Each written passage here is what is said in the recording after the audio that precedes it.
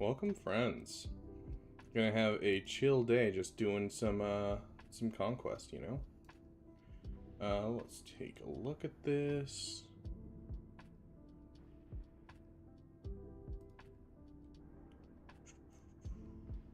But yeah, I was actually doing some testing and just making sure I had this down for one of the videos that I'm about to make, because this fight is always annoying. But gonna be doing a guide for this. And so, just testing it out, seeing how it does kind of with what I currently have. So far, I mean, not looking bad. This looks pretty easy, honestly. This is only with 2 armor shreds, too. Which isn't bad.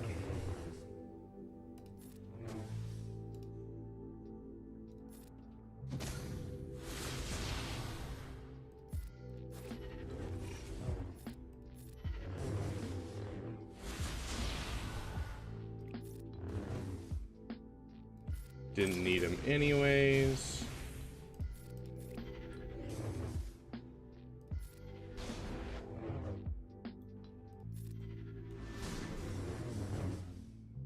Almost done. Let's pass it to you, and there we go. Okay, sweet. Yeah, I have this down for our guide that we're going to be putting out here tomorrow. Because honestly, this is the hard one. The Darth Malak is easy clap, easy. Hey, Next Reaper, welcome. Hey, Dank. Okay, let's hop over.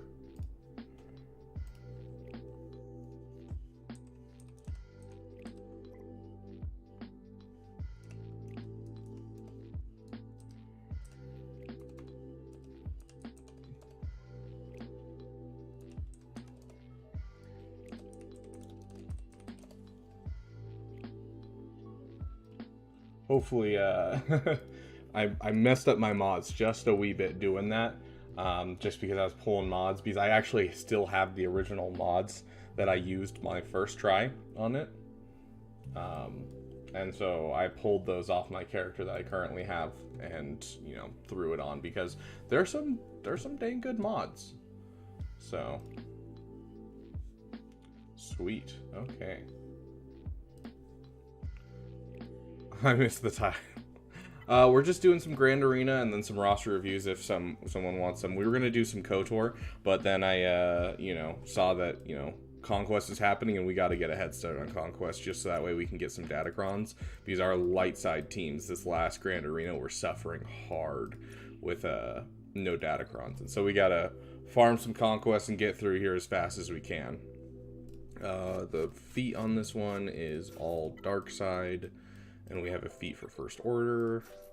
So we'll get a solid First Order team in here. Not you.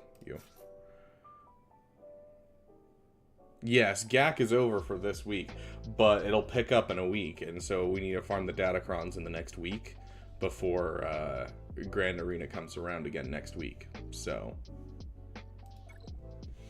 it's our time to prepare next. Let's get our fun music in here as well.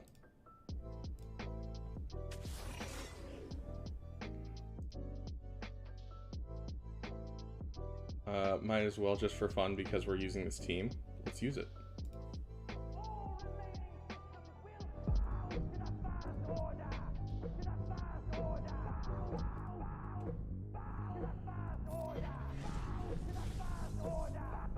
Do you refresh Conquest energy daily?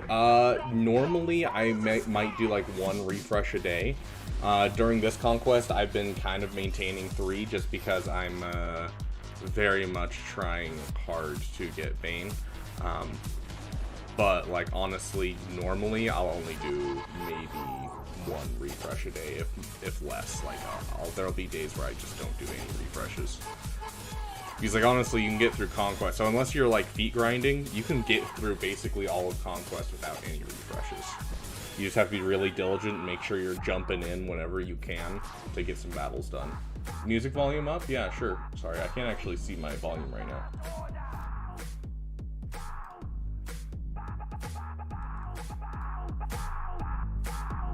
There we go. Is that better? How's that next?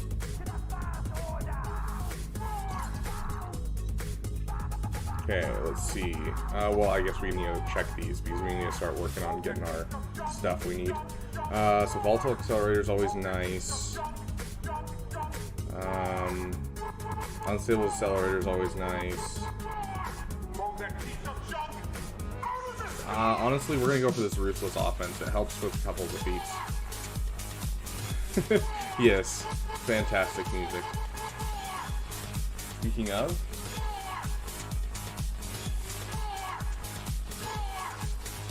we do have our music for these guys. Do we need a... Who is it that we're fighting against? Boss can be taken down by Zori. Let's go Zori. I'm hoping at least, because I really don't want to keep wasting my stamina on them. We need our 14 battles. Okay, let's get Ray's theme in here. Who are you? Ray. I need to get some more speed on him. Honestly, let's just get this going. Let's get started. Okay. Push some turn meter to the team. Let's go basic for now. For each resistance ally, each first order enemy, or 8% turn meter for each resistance target ally or enemy. Okay, we'll just go and hit that. Okay, all in. Solid. Okay. Let's get Boba out so we can get rid of all AoEs. Go for you next. Gosh, this team is disgusting. Oh my goodness. They're gone. I love Zori. Yeah, Gear 9 Zori, it puts in work. I do need to get her up though. I'm working on it. I have a full docket of things to do. And so we are working on piece by piece getting things done. So currently we have on our docket, we're getting Bane. So we're getting Bane in 2 weeks. We're trying not to spend any of our resources until we have Bane in our inventory and have him up to Relic 7. Then at that point, my guild needs me to do a couple things, and so I'm going to start working on that intermittent with a couple other farms we want to do, like upgrading Zori. So... we'll get there. Currently, she's at 4-star. I'm about halfway to 5-star, so... I didn't even check who this was. I didn't even check and see who this is that we're fighting. Inquisitors, I feel like Zori's gonna get stomped on that one. Too many heavy AoEs. Let's go with our regular resistance. You, and Stick Ray.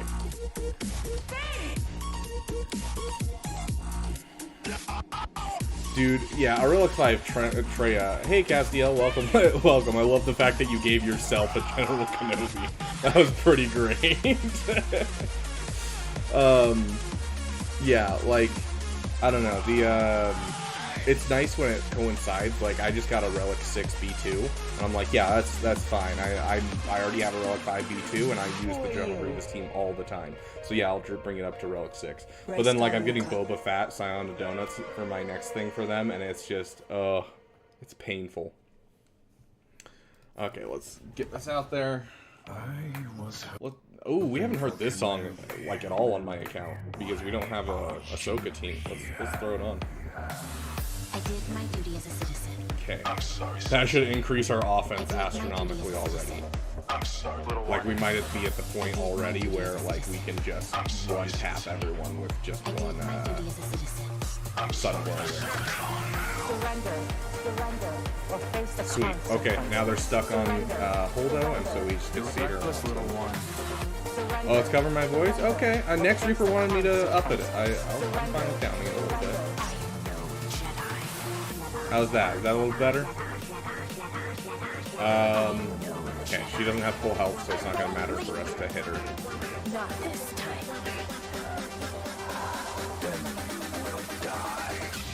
Okay, you want to see if this is a one-tap? We can definitely see if it's a one. Oh, that was the worst ability block ever.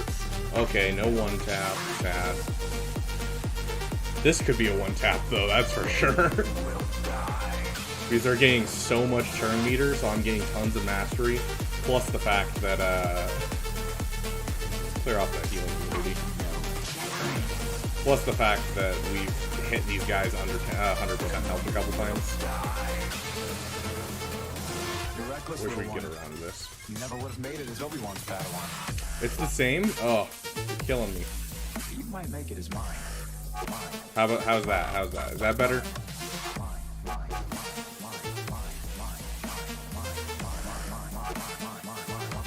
This is where we had it when we first started streaming. It just seems that Nex really loves his really loud music. Surrender. Surrender. You're a reckless little one. Surrender. Surrender. Or face the consequences. Eventually, Ray will get a turn, I promise. Man called Alex, welcome. Thank you, Castiel, for getting that so fast. And they're all gone. Gosh, I love Ray with her ultimate in Conquest. It's so easy.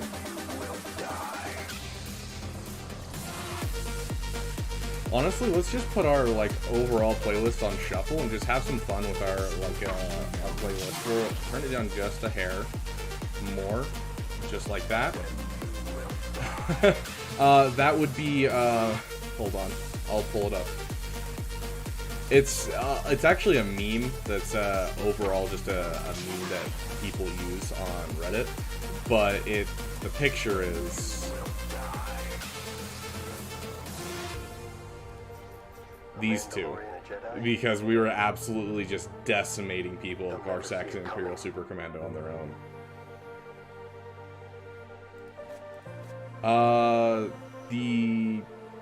Are you talking about the data cards? Hey Nova, welcome. I can certainly whip something up. I was already planning on doing a part 2 to my datacron video, just to show where to farm datacrons during this season. And so I could definitely whip up some other stuff. But yeah, so the problem is overall with the cards is they switch out. And so over time, it'll become obsolete, but they do bring them back. And so I can kind of go over, what to look for and what to get overall. Gosh, I hate this team so much. But I conquered it. So much. Okay, if we get out you, we can survive a lot. Okay. Synergy with the data cards, fair enough. Yeah, there's a lot of really great ones, and there's a couple that are hey, this is what I use every single time kind of stuff, so you can kind of get an idea of what to use, and then just use the same thing every time. Just get an AoE, because an AoE will up our damage so much. Okay, now all we need is a turn on Ray, and we win. Totally useless. Okay, that's it. But yeah, there's some really good synergies, especially if you can pick up a couple of the uber powerful ones. Right now there's one that gives you 100% turn meter whenever an enemy takes a turn on one of your random allies, and honestly it's one of the best things for completing feats and doing all kinds of stuff. It's over. Restore Jedi Order. It's over. Restore Jedi Order. How much stamina do we have? Almost none. These next guys have AoE, so I can't throw Zori. Yeah, no, it is super broken. It's the only reason I got Red Crate last time, honestly. Because it's so busted. There's also one that you can get that I get because I pay. Because I'm paying for the Conquest Pass to make sure I get Bane day 1. But technically... Oh, we get a Sudden Whirlwind immediately. Sudden Whirlwinds prevent revive, so let's hit her. Because she's kind of the damage on the team in Conquest. But yeah, there's one that's every time you take someone down below 100%, 70%, or 40% health, you gain offense. I think it's 30% offense. And it's stacking and continues to do so. So if they heal up and then go back down, it counts. And so you can get some insane stuff done. And so I've been using it to do a lot of like low gear people doing different stuff. So you're still trying to get through normal. Fair. It's also important just to know what teams are really, really good in Conquest.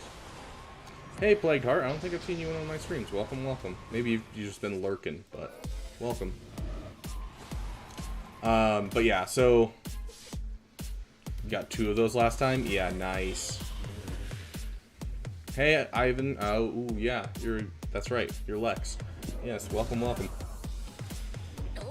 I was like, as soon as I saw your name, I was like, oh, who is it again? Lex. That's right. Hey, Zerevan, it's been a while. Welcome, welcome.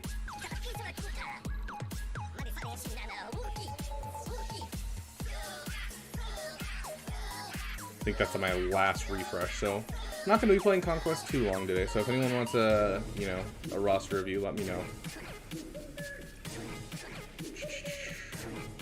Okay, this is another one that we're going to... Is it offense or speed? I think it's speed, honestly. Yeah, it's speed. If I could find an offense arrow with enough speed, I'd do it, but I don't have one right now.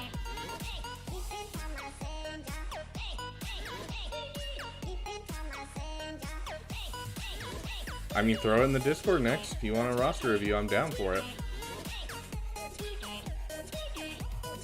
Why, thank you, Hellscream. Okay, we're gonna have to put it on her and hope for the best.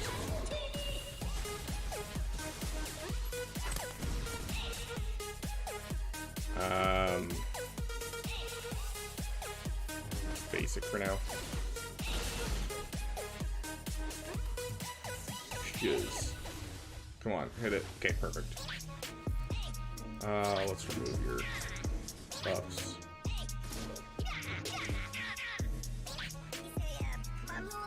You can play this in this. Yeah, absolutely. Ryoshi. Oh, you're the guy whose username is General Kenobi, isn't it? Your comment the other day made me laugh real hard. Come on, I just need another turn. That's all I need is another turn. Ooh, yeah. Yeah.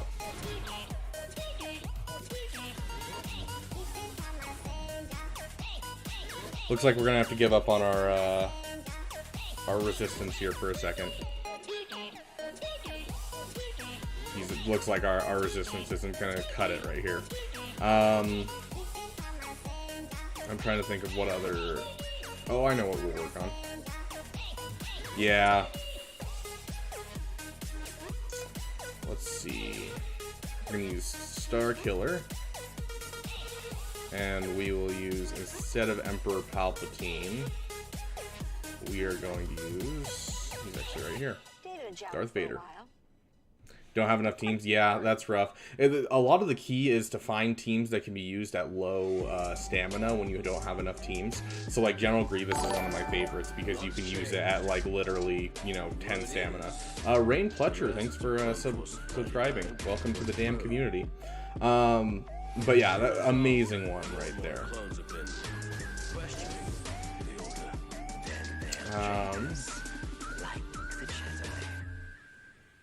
CLS is one of the best teams at low stamina, you are correct.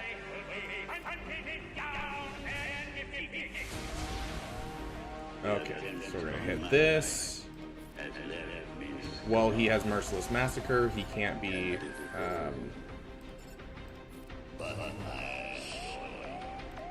Gosh, our offense gets way too high for this. Kill him. Oh gosh. Execute order 66. Yep. Well, guys, there's 2 stars, but we'll deal with it. We got a couple of our damage over times finished. But yeah, CLS is great. General Grievous is fantastic. Supreme Leader Kylo Ren is great. Rey is great. You know, there's some really good teams out there that are just fantastic for this. Okay, this one, I'm really hoping that we can Rey. Because if we can Rey, or hold on. We actually might be able to Zori this one. If we can Zori this one, that'll be great. Where's our Zori? Zori. But yeah, if you can get a couple good Conquest teams, you really don't have to worry, because then you can start building out towards whatever the current Conquest needs. Like, at this point, I have enough teams that I will never, like, farm another Conquest team. It's just, I will get teams that are helpful. Well, that was really unfortunate, but hey, we should still be able to win to this. The Empire's growing stronger. Or not. We should be doing more. Yeah, they're just gonna take turn after turn. Okay, sad. Fine, we'll try Rey. Gosh. Oh, dude, SLKR is honestly one of my favorite teams for this. So, what squad are we taking in? Okay, so, no, we don't want SLKR. We want to use Resistance. Where's our Resistance? Honestly, we'll use Rey, and then the rest of our Resistance can be literally anyone. So let's just do that. No, Hellscream, they do not count. That's an important distinction. They do not count. Additionally, I don't know if they patched it, but the first time that this came around, I noticed Zori's applying of exposes also does not count towards the exposed one. So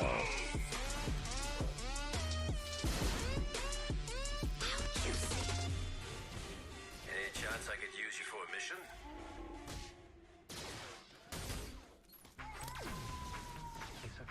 Babu, sweet. Oh, they just killed themselves. They got too much turn meter. As soon as Rey gets a turn, I win. Unfortunate, but still, we'll take it.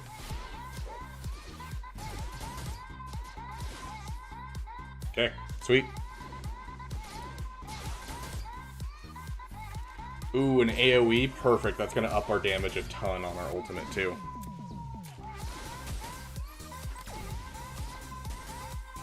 Dang, no more mastery for us, but still, we built up so much mastery. This is an insta-kill.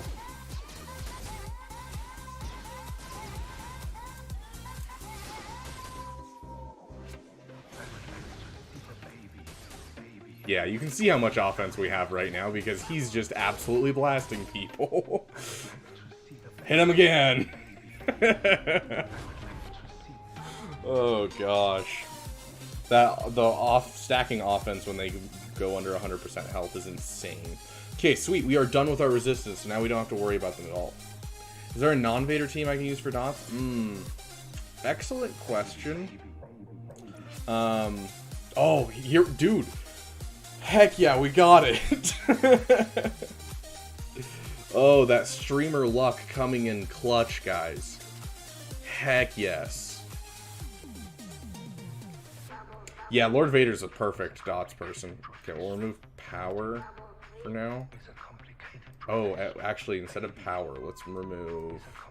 Where is it? Legendary consumable boost and add power. I've won. It's over. I have the high ground. Yeah, so that literally makes this the most easy thing in the world, because they can't run turn meter trains on you anymore. So I can use Rey again and be completely fine, because every time they take a turn, I take a turn. And so, like, it's just so good. But yeah, Vader, non-Vader dot team. You could try Old Republic. Old Republic has a lot of dots. Lord Vader, obviously, but I'm sure no one has Lord Vader. I'm trying to think of teams that have a lot of dots. Tusken Raiders.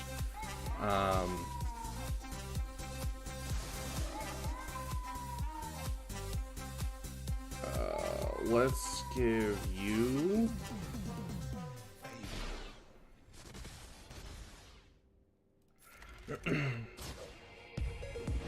Trying to think of what else we could suggest. Get that huge hit. Okay, if Ray gets another turn, we basically win. Yeah, that offense is blasted out of its mind now.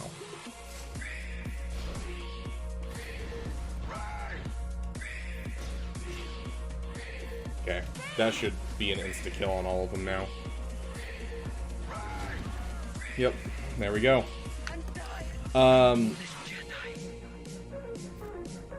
Hellscream, it's... Yes, I would agree with you. Focus on 3-star, don't focus on your feats if you can.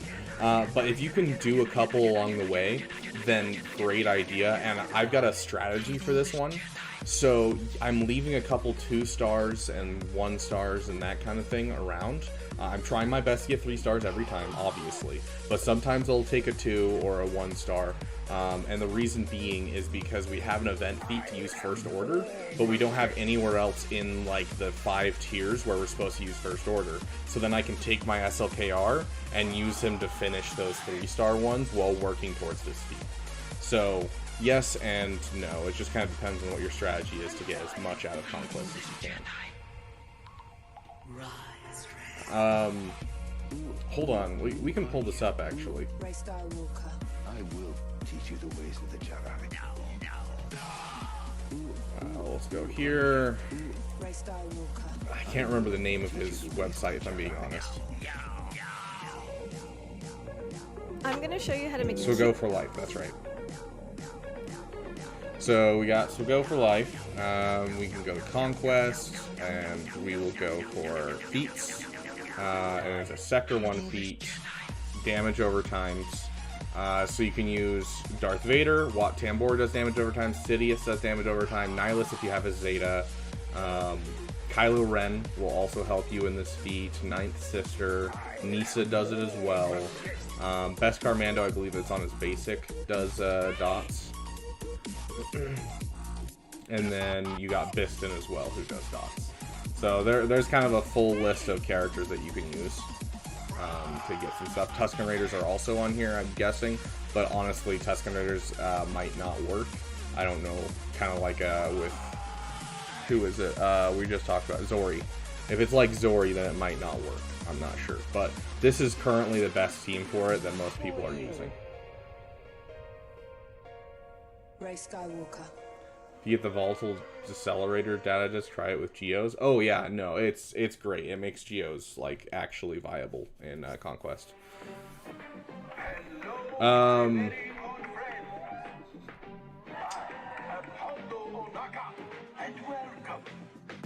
There you go. This website's got everything. I was gonna pull up like a squad tab and do it, and I remembered this was right here. Yeah, so do a Hux sled team right here for some crazy high damage, and then SLKR can really work with anyone. So just throw SLKR with your leftovers.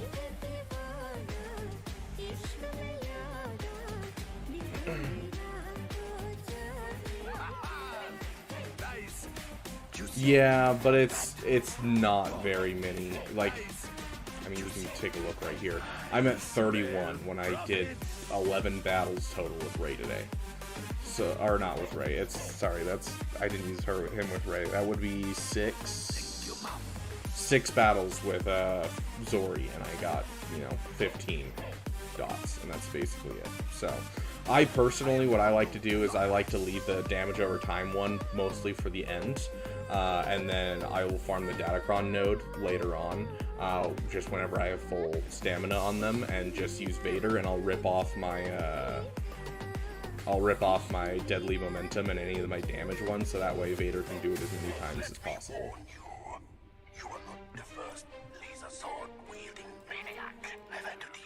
And like putting him with Starkiller just makes him so he's beefy enough, and the team is beefy enough that they can survive long enough to get him out a couple times. So that's why I've been doing Vader, is just to make it so it's easier. But honestly, with the current stuff that I have with that 100% turn meter, I don't think we'll have any problems. Like, it's gonna make it super easy. But disruptive? Which one's disruptive? Oh yeah, disruptive reactions. I've gotten it all 3 times, which was what allowed me to get red crate last time. Which I'm not shooting for red crate. All I need is a gold crate to be able to get a Bane day 1. but we might go for red crate. I don't know. It was a lot of work to get red crate. We might at least push and get ourselves, what was it? The Omicron near the end. I'm trying to remember if there's anything else special near the end besides the picture that we already have.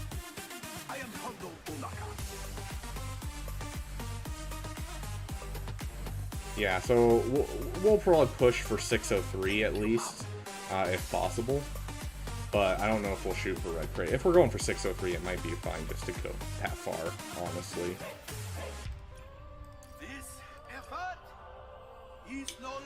Sick. Also, guys, this is important. This node right here. If you can find a node in Sector 1 of Phoenix with no Sabine, it helps a ton. Either that or a Mon Mothma team. Like this Mon Mothma team over here. But yeah, in Sector 1, if you can find either this team or a Mon Mothma team or a Tusken Raider team, any of those three, super helpful for farming feats, because they have very low damage and then you can do a lot with them. And so this is what I use to do my Mandalorian feat, where I do light side Mandalorians, and I'm using 2 Gear Knights. It works really great. I have 2 protection up level 3 datacrons right now, I believe, but I can't use either of them because they have level 6s that I need to use with certain teams. So I'm trying to get as many of those and as many datacrons as I can this Conquest. So far, Jan, the stream's going. Is the stream distorted? Or is that on Nexus side, guys? Yes, it is, Anakin. Come on over. There's a reason that my room's getting warmer. It's because all of you are here.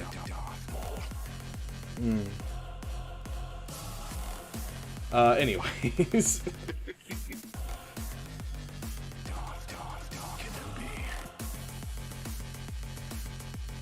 $20 times level 3s, you didn't get 1. I also have been re-rolling all of my datacrons. So all of my datacrons have been re-rolled twice, except for the 1 or 2. I think I rolled 1 protection and 1 doubt just naturally. But I've re-rolled all of my datacrons twice, because that's when it doubles in the price. And so it's been really hard for me as well. Okay, so we finished completely our resistance. What are we facing right now? We're facing Geos. Like your new legs. They make you look taller.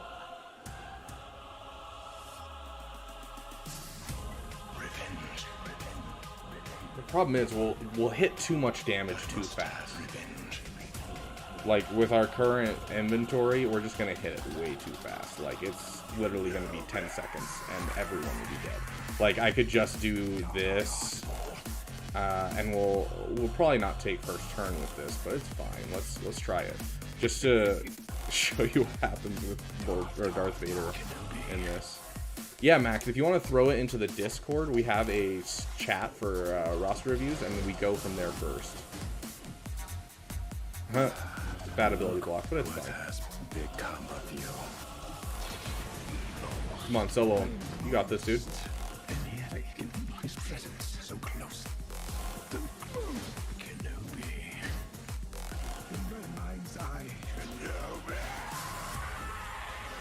Come on, solo him, dude. What are you doing?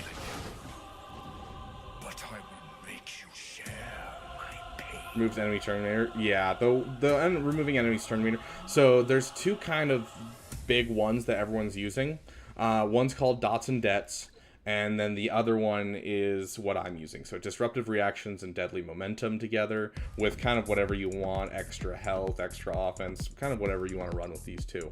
But the other one that people use are Dots and Debts, which is caustic emissions, volatile accelerator, the decelerator, all of those different ones that give dots, and then remove turn meter as well as damage people for each debuff. That's the typical one that everyone goes with, and honestly I usually try to get a set of each, so that way it makes it easier for me to do feats. Nothing left to teach me. You've taken everything from me. Fine. We'll throw in our Star Killer team with him.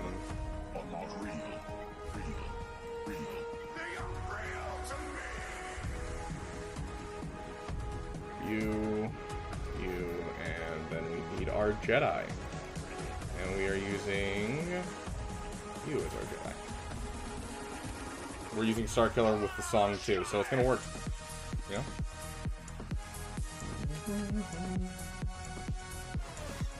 I'm ready. Gosh, that ability block is so annoying. Why are they going for Vader?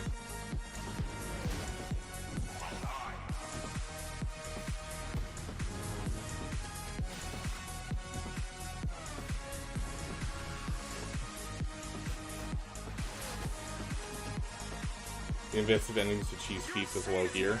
What is the... I have no idea what that one is. This is just kill everyone off.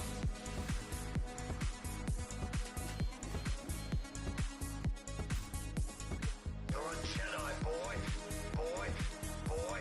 Size means nothing to you. You. Fire the sky! Oh yeah, when one dies.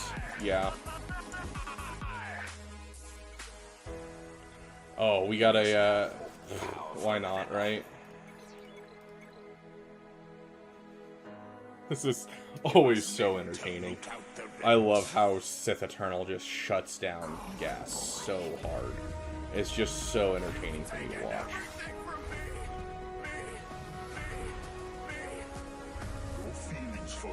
Gosh, go faster, guys. I don't want to take turns.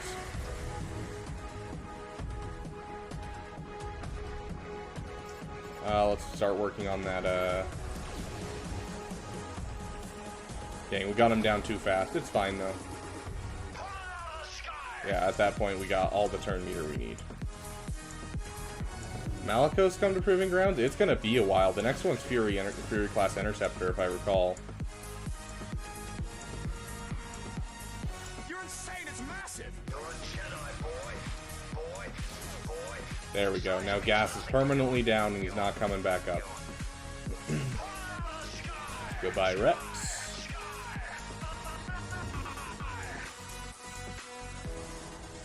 You have served your purpose well. Goodbye, my apprentice. Yeah, I mean, if you just, it's always a year after when they come out, so if you just look up when was, like, when did Malicos come out? Okay, sounds good, Jen. You have a great night. How will Conquest work when I reach hard? It works the same way as everything else, except you get better rewards.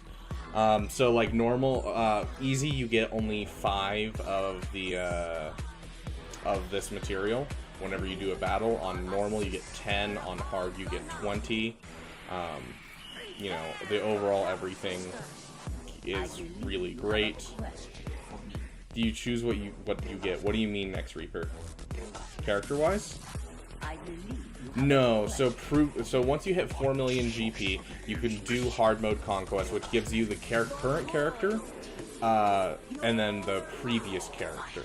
So like if we look at this crate right here, we'll get mostly the new character and a little bit of the old character, and that continues all the way to the final crate. You'll get mostly new character, a little bit of the old character.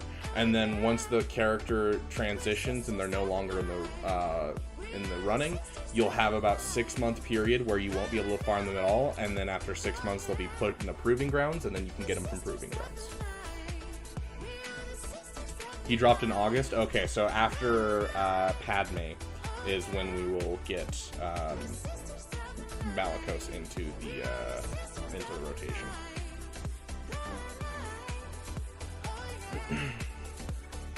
Sisters. Yeah, so we're just going to show you guys right now. We're using you, and you. Let me just make sure I haven't pulled off mods from any of them.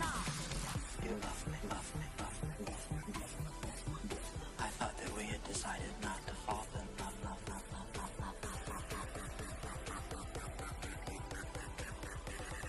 Light the witches out.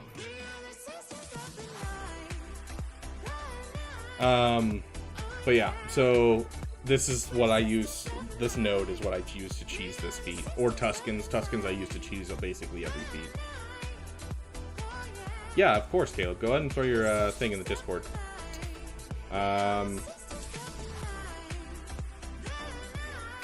just get some turn meter push to him.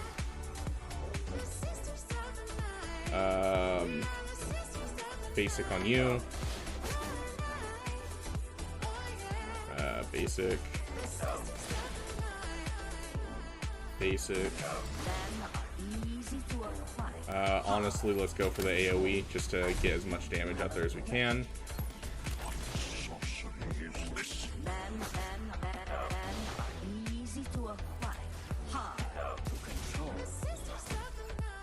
Yeah, and because none of them have AoEs at all, what I can basically do is I can just have one of my stronger characters, like one of these relic characters that I have lying around.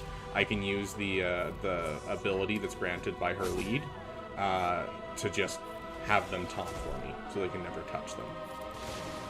Peace is a lie. There is only passion. Through passion. Oh, this is a new song that I haven't actually listened to, I don't think. Yeah, this one is done by Takumi. It's his newest song. Oh, no problem, Caleb.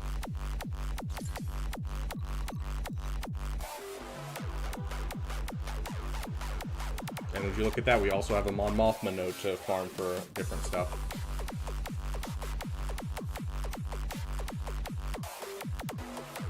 Where's our Imperial Troopers?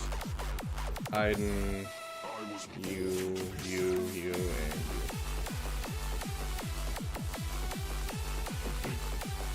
In Proving Grounds, yes. So you get, so basically you'll unlock them all at the same time, but how Proving Grounds works is you only get 20 shards per month. And so you'll basically, if you don't refresh any of the nodes, you'll get all the ones that you can complete at the same time, but it's going to take you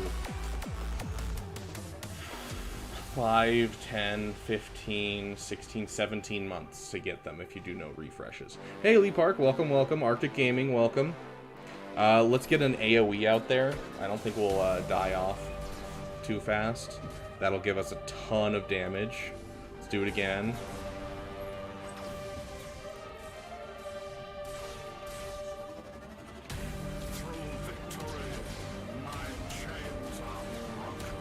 Maybe we are going to lose people. I didn't end up winning my GAC. No, he came through and he full cleared me and only dropped one battle. I regret not putting my Executor on defense.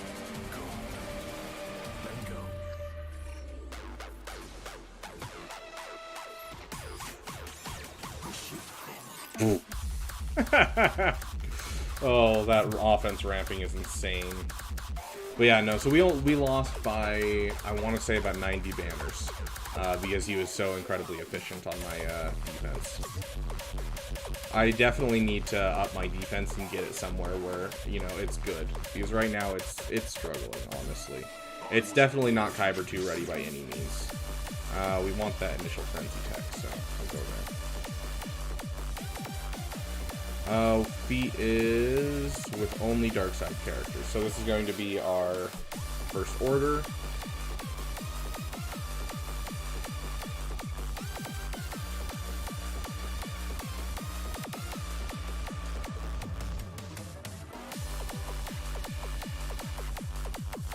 Yeah, song's pretty bumping. I enjoy it. A little harder than I was expecting, but I don't mind it. What do you guys think of this song? Should we add it to our repertoire of Grand Arena songs?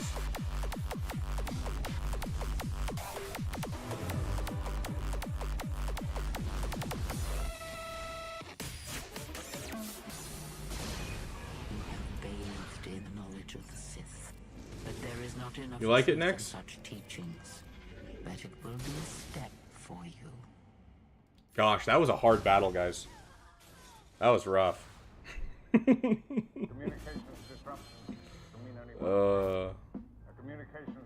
So for the normal Rex and Conquest, do I have to get every single credit in easy or just beat all the battles? You just have to beat all the battles. That's all you got to do, is you just have to beat the final battle. Just in case, I don't know, because there's no way that I can check this. Just in case, I would make sure you beat all the datacron nodes, just in case, because those might count as battles not done.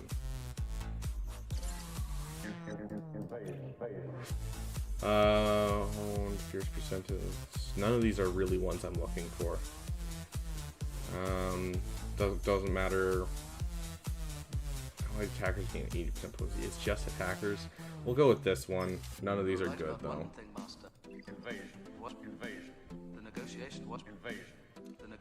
Okay, we'll leave that for later. We don't have to deal with that right now. What do we have left on here? You don't think you need the datacron nodes? Better safe than sorry, you know. Okay, so we gotta do those two as well as that. I think we'll come back for all of those because we can do those all in a row using some consumables at the very end. It's true, sectors are completed without them. Hey balls, welcome. No, Caleb, I didn't. Well, let's take a look at kind of what happened. They came in the last hour and full cleared me. Yeah, so about 90 banners above us. So, you know, our first week in Kyber 2, we got absolutely decimated, which is what I was expecting. It's Kyber 2. Like, Kyber 2 is basically... The difference between Kyber 4, 3, 2, and 1 is like the difference between carbonite, bronzium, chromium, and erodium.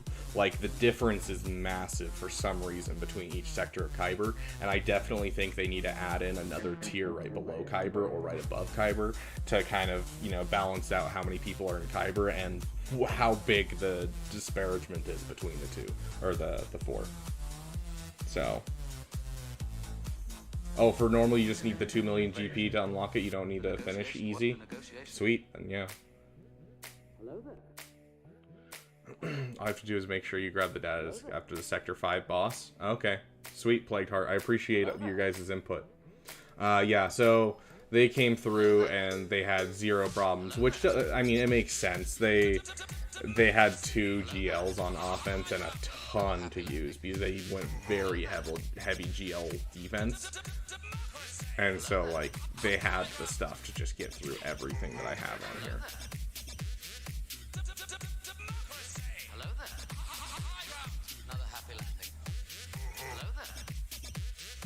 Yeah, dropped a battle on Ray, but then on their offense for their ships, they also brought Leviathan on offense, and then they also brought their Profundity, and so like they had 0 problems getting through our fleets.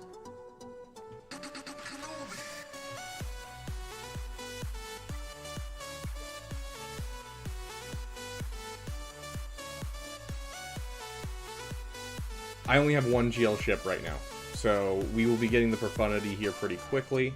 Let's get an Amplify Agony.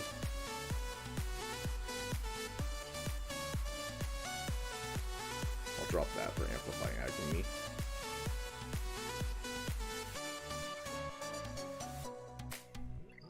Hello there.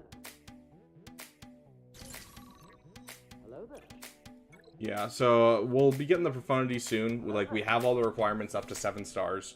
It's just getting the relic levels, but I'm still kind of in that in-between moment where I'm not going for any major projects right now. I'm trying hard to focus down just some little side stuff that we want to finish before we continue on, as well as some guild stuff for my guild. And then we'll hop into Profundity and JML, and we should be able to get Profundity and JML within 2 months, basically. You like the Raz team in Grand Arena? Yeah, I mean, Radis is great. Although not great on defense. A lot of people could just throw him on defense, but they can take down Riva, they can take down all kinds of teams that are really, really good.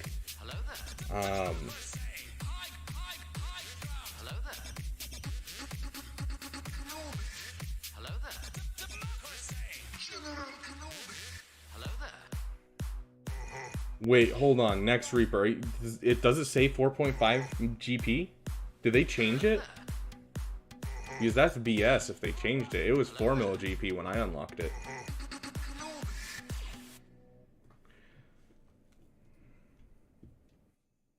Krex also destroys Riva, yes. Nice.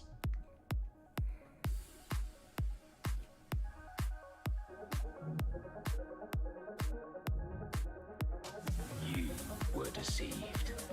And now you're Republic. Yeah, 4 million for hard. That sounds right. Okay, so Bounty Hunters, Confuse, Potency Up, Empire units. Okay, so we're... basically we're going to use CLS through this entire area. My chains. I will never again have a master. I will never let another rule over me. Still used to 3v3 where I don't have all my team saved. Empire. And really can't afford to keep my team saved in 3v3 because there's so many different types of teams you can make out of your roster.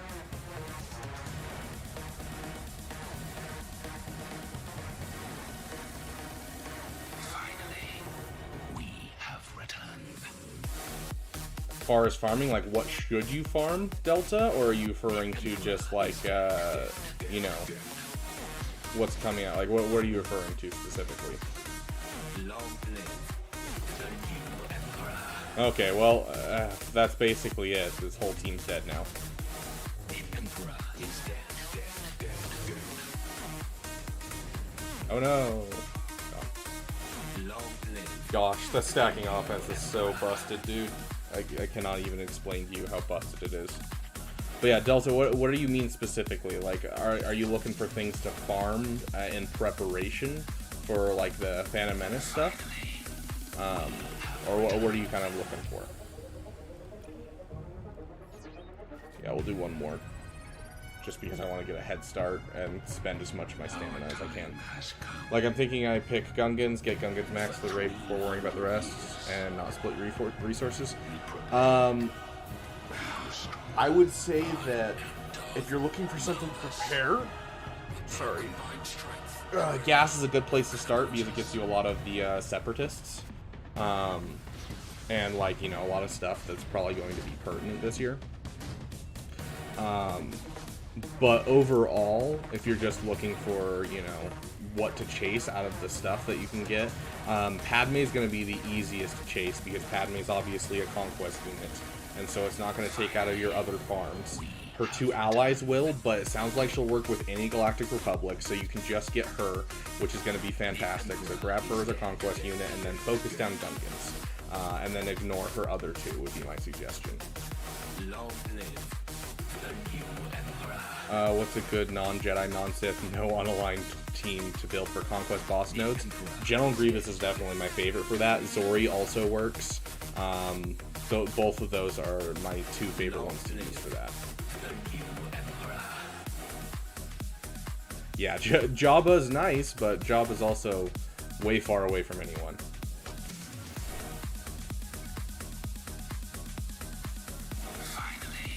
Conquest not going to happen for a long time. Yeah, so Queen Amidala's out of the way. Honestly, if you're at 3.5 million, I'd suggest going for gas if you want to get in on the stuff for this year a little bit. But honestly, if you're going to chase the meta and you have like the money to chase the meta, you can go for the Gungans. The problem is, you know, whatever Gungans you get, they're going to be 3-star, so you're probably not going to get Jar Jar unless you're spending money or pushing hard, and by the time you finish all of them, the raid might actually be gone. So that's the problem with chasing the meta, is that unless you're spending money, you're not going to be able to hit the meta fast enough. So I would suggest going for gas or going for, you know, just continuing on your current path. Gas is a great one just to get some characters that are usable in the raid, as well as just usable with Queen Amidala and usable with the stuff that's coming out this year. Phoenix with Krex is also another good one, Eric, but that means you have to use everyone but Phoenix and, or not Phoenix, Kanan and Ezra. So just keep that in mind. Your Krex is only gear 10?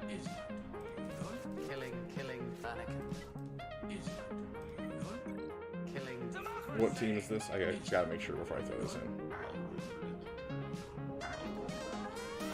Sure, why not? Let's try it.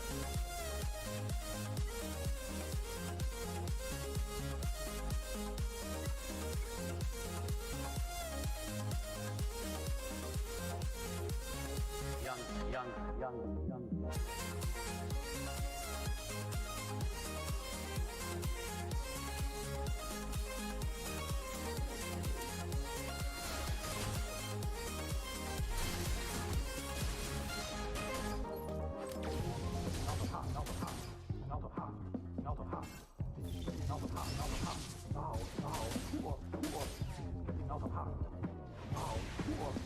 Yeah, There's like no debuffs on this team, which is rough, because Krex relies on taking debuffs.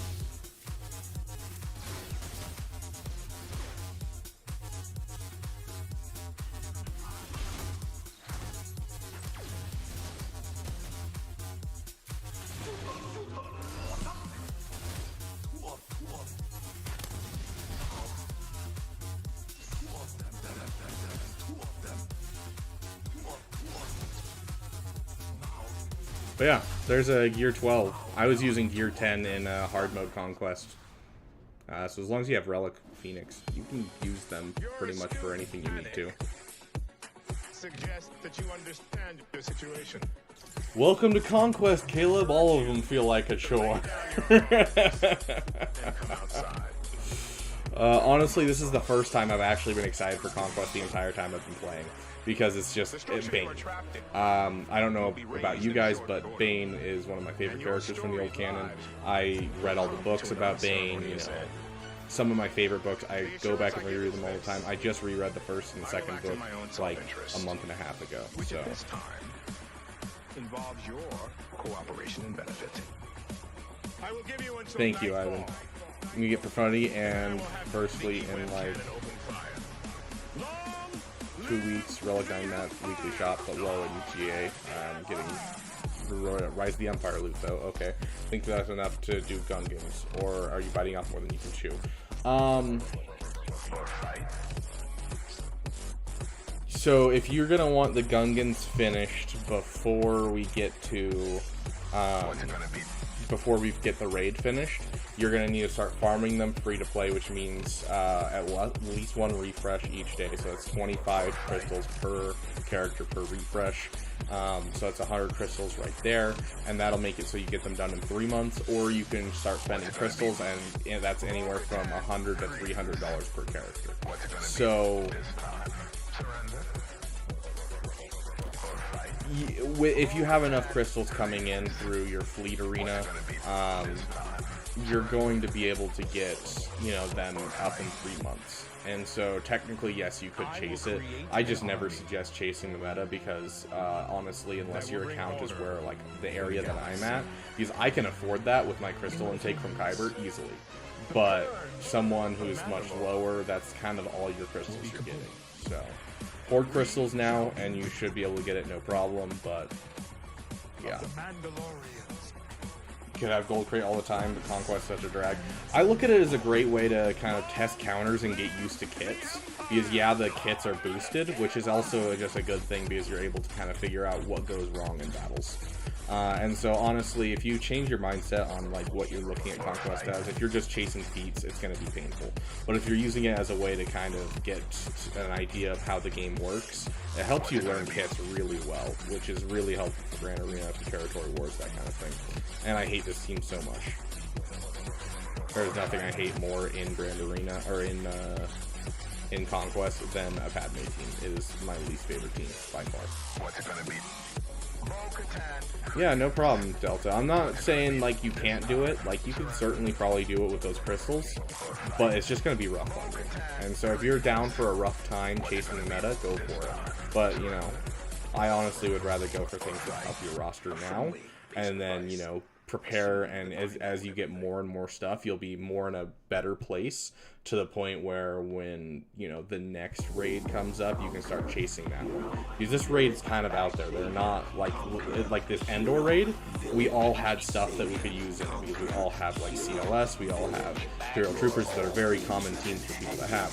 This next raid, no one really has the stuff that we would use for this raid, and so they're kind of gatekeeping it hard. So it's going to be a very high crystal amount, kind of like how the Crate Dragon raid was. So I want Bane, but I honestly just settle for him at 6 months instead of 3. Fair enough, Nova. Fair enough. I want him for the channel mostly. And I really need Sith Eternal to not take up Wat Tambor, so that way I can use Wat Tambor, Armorer, and Daka Zombie with SLKR. So.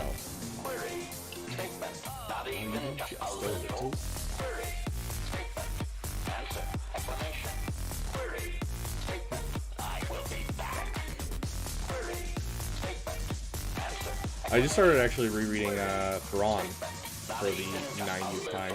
Not the 90th time. I think this is the 5th time I've reread the book, but like honestly, it's one of my favorite new canon books ever. Honestly, one of my favorite books in general in Star Wars, which is saying something because I've read a lot of Star Wars. Take enough turns, guys. Take enough turns. Okay, that AoE should do a lot for us. Okay, we're gonna make it through this, no problem. Who do I think is the best non-GL character? Are you referring to with their team or solo, Caleb? And are you referring to just them at their apex, like with their best team? Give me an idea of what you're asking. With their team, okay. Best character with their team.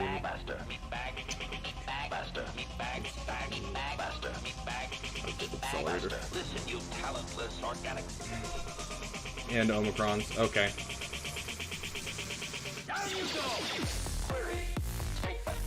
So with a team, non-GL,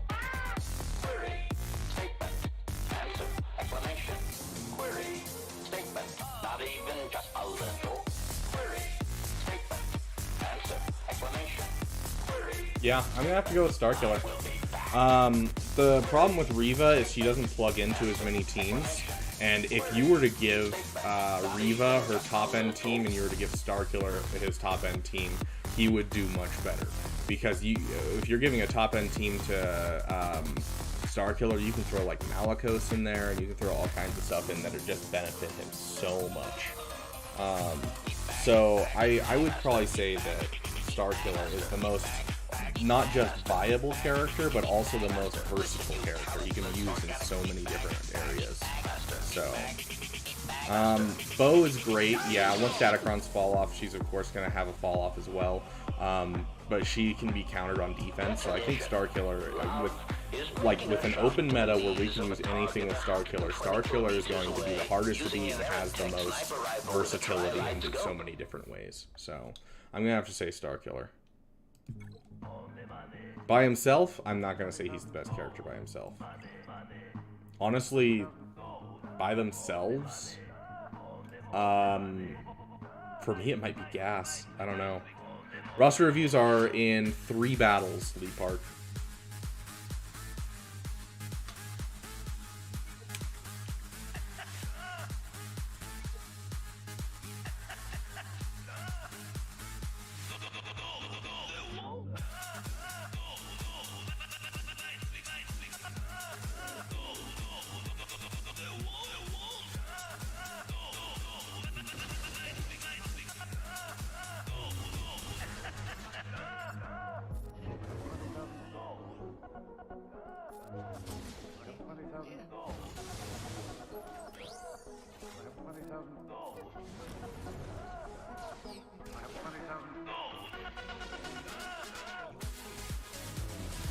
Keep him from doing anything.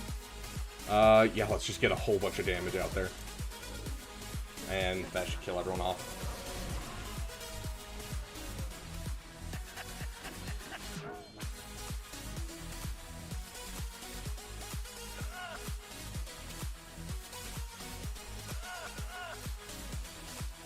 That sounds rough, Delta. That sounds so rough.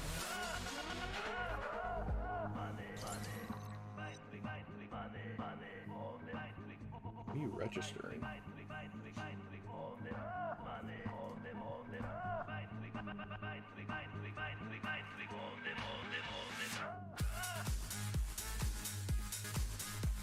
Yeah, it's registering part of my bed as part of me. Weird. Your favorite team is CLS. They're so much fun. Yeah, honestly, they're one of my favorite teams. I 100% agree with you there.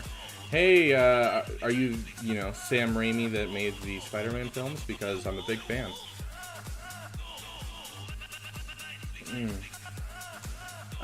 Anyways, ADP Jedi Cal with the JML is brutal too. Yeah. You're not wrong, ADP, but the problem is we're talking with no GLs. So.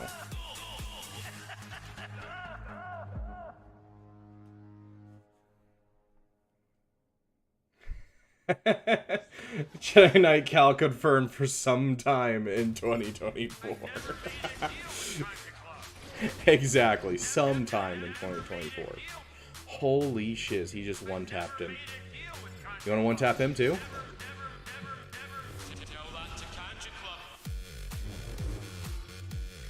Oh, okay.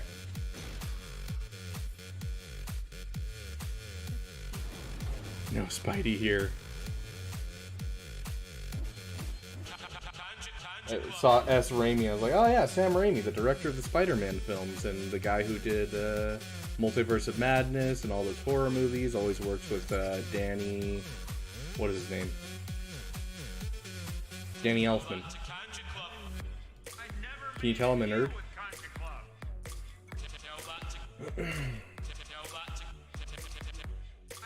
Relic 7 for Leia and Chupio. Yeah, fair, dude. CLS at Relic 7 is not a bad investment at all. All the Bo-Katan is insane, especially with level 9 datacron. Yeah, with datacron on her, she's insanely busted. Who are we facing right now? Boy, I could afford to wail if you were. Yeah, fair enough. Fair enough. Is it spelled Raimi, like R-A-I-M-I? Yeah, I couldn't tell you what the spelling of Sam Raimi is. I just saw a video of someone talking about talking to him at a party, meeting up at a party and talking to him. And they asked him, like, so what happened with Spider-Man 3? And he's like, I don't know. It was bad, I know. And I'm like, at least he acknowledges that it was bad. Let's just get rid of Yoda, get rid of the Foresight. CLS with the translation. Wipe all those buffs you just took so much time getting.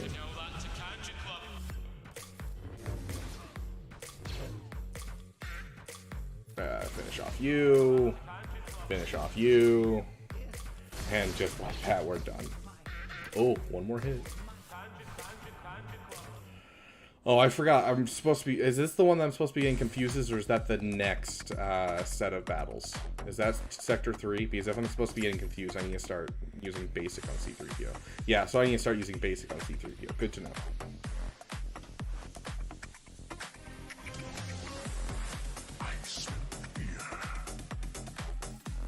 Okay.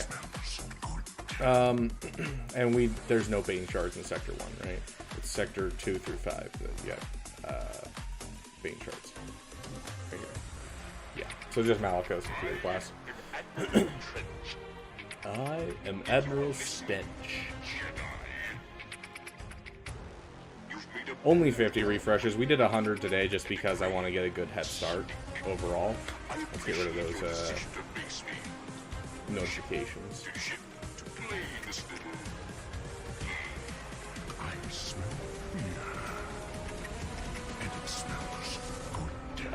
Gak went really badly, honestly. Kyber 2 is a little high for us, and we spent our entire week in Kyber 2, so we got stomped every single round. It's the first time I've gone 3 losses since I was in Chromium, I think. Like, that was incredibly rough. Oh, I forgot to fight up for today's.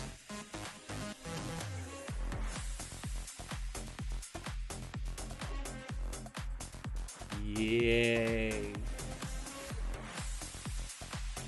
I'll show you how many shards I have, Lee Park. But yeah, next season we should have a solid amount of stuff. Really what we need is we need to dial in this Marauder, which we're 2 shards away from getting it to 6-star, and then we'll keep working on that counter and dial in our Negotiator counter to Leviathan. We just dialed in our Profundity counter. We didn't have it ready for this week, but we'll have it ready for next month's Grand Arena. And then we just need to finish Bane, and then Armor, Daka, Zombie. And from there on, I think we'll be fine in most cases in Grand Arena. So I think we'll be fine in Kyber, and we'll have no problems kind of just pushing our way and staying in Kyber 3 to Kyber 2. So.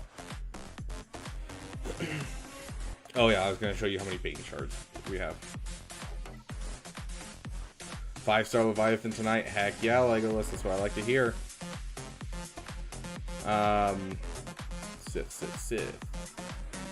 Sip on my face. So we have 204 shards for Malgus. So we're going to get 20 shards from the Conquest Pass, 20 shards from just the base stuff that we get from just purchasing him throughout with our currency, and so that'll be 40 shards. And then we are going to be getting a gold crate. And so then that'll be a last 65, and so we'll end with 105, which will give us 331, I think. Am I doing my math right? Or do I need to go red crate this time? I don't remember. I think I have to go red crate this time. I don't remember. Either way, we're getting him day 1. Climbing up in Kyber 3, still absolutely massive counts. Yeah, Kyber 2 is insane, dude. Like, we went against people every time that had all 3 of the meta ships. Most of the Galactic Legends, if not all. Yeah, let me check my math, see if we need red crate this time, or if we just can go gold crate. Because I'd love to just go gold crate. We have all the materials already to get red crate. So, like, we have all of the counters down and everything, so we can go red crate. It's just going to be a pain with that. Where's my Sith again? So he's at 244. Sorry, I looked at Malgus. I was like, 204, that sounds wrong. 244 for Bane, yes. And then we get the 105, and we will have 240, that's 340, 349. So we'll be way over on our overall. So we will have a day 1 Bane. I was like looking at Malgus, and I was like, 204 sounds wrong. Yeah. It's Bane. Bane we're looking at. 244. I'm crazy. My bad. Yeah, so we don't need red crate at all. We just need gold crate, and we'll be fine. So we will have 0 problems getting it. Yes, roster reviews are right now. I just wanted to get rid of my notifications.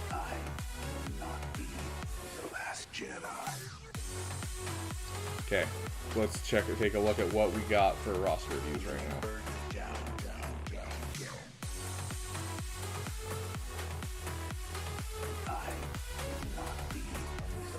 Hey, Bombardment, welcome back. Okay. First things first, we got Next Reaper. Next Reaper, are you still here?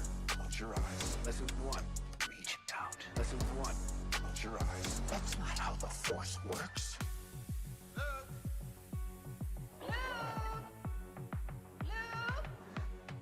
You exist. Sweet.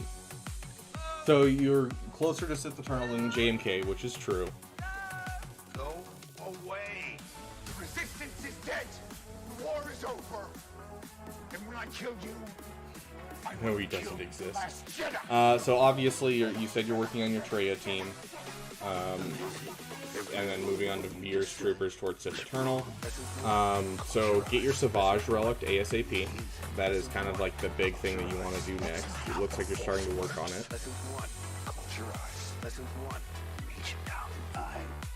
Looks like you do have your Separatist done for Wat Tambor for your guild.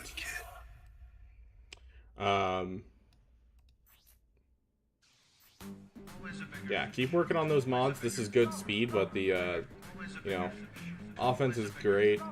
You can use offense. But yeah, keep working on your mods. Try to get as much things done as you can.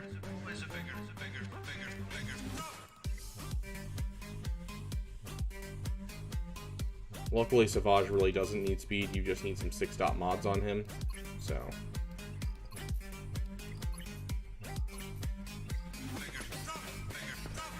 honestly, I'd swap the arrow to a health or a protection arrow.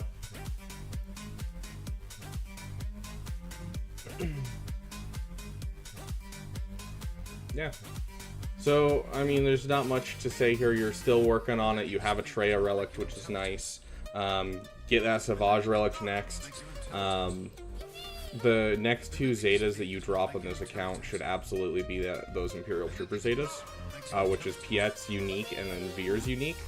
And that will get your troopers going even at the gear levels they are right now. Make sure you're farming Dark Trooper. It's not a requirement, but it is something you desperately need. So make sure you're working on your Dark Trooper.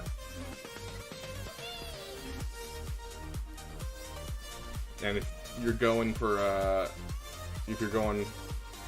Sith Eternal first, I do suggest you work on this fleet a bit. You're obviously going to get a bomber to get your Sith Eternal done, but finish your TIE Advanced and, like, you know, get yourself a TIE Defender if you can. Even a Gear 8 Iden Versio is still a good TIE Defender. So you're going to want the Piet Zeta first. So let's go. Piet Zeta makes it so every time any of them take a turn, anytime they take a turn or they attack out of turn, they increase their damage by 6%. Basically just continually stacking damage. Veers, if I recall correctly, because this is this part, right? Yeah. So his is the one that makes it so that way there's not a 40% chance to gain 50% turn meter, you just gain 50% turn meter. So Piet is the start and really what you need to keep the team going, and then Veers is what allows you to basically constantly run a turn meter train. So get Piet first, then Veers. Honestly, if you start working on that Dark Trooper, you put that Zeta on Piet, you'll be able to start swinging up to Relic teams already with just where you're at. You just don't need some good modding. It doesn't seem complicated. Welcome. Yeah, looking good, dude. Keep going. Jedi cannot help what they are. Their compassion Okay, speed in the chat. leaves a trail. Honestly, most people don't put Stark on the team. People put Stark with Iden Versio typically. But the typical team is Veers, Piet, if you want to put Stark, and then Gideon and Dark Trooper. A lot of people remove Stark though and put in Range Trooper for that slot. So Veers, Piet, Range Trooper, Gideon, Dark Trooper. That's the typical 5-person right now.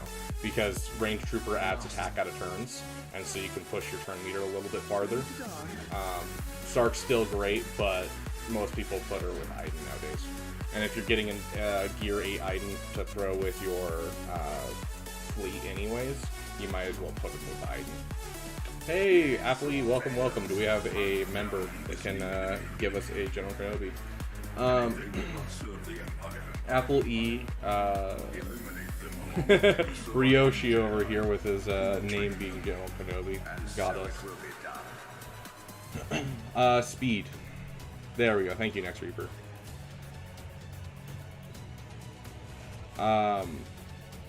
Do we have speed here? Is speed here at all? Speed. I don't know what your name is in YouTube, but speed. Is this your account, whoever you are? You're gonna get a 30-second roster review unless you respond. Okay, there we go. Kerr, are you speed? Okay. Also, make sure you guys are telling me what your farms are and your favorite teams, and what your previous farm in Discord is. Just got Ray now. I'm farming Executor. What should I do next? Ready to die? We lost. The fight is done. We lost. Heck yeah, Justin. That's awesome.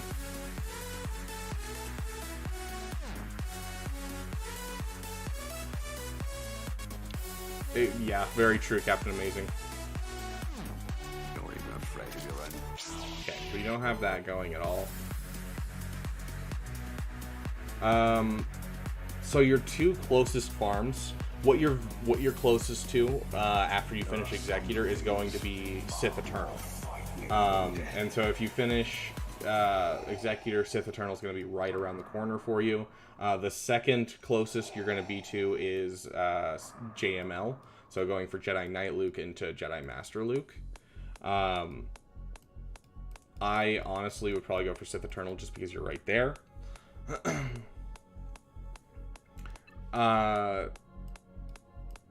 Also, make sure you're not half, you know, doing farms. Finish this first order special forces as soon as you can to finish off that executor counter. If you're finishing a executor, you should definitely finish this fleet as well and get your Chimera fleet going. So get yourself an Iden Versio and a TIE Defender. Of their own destruction. There is no escape. There is no escape. Don't sleep on this fleet. It's going to be great for you, honestly. So consider getting your Star Fortress up, because Finalizer cannot take out Malevolence. This fleet can. So it kind of fills in a hole that you have on your offense right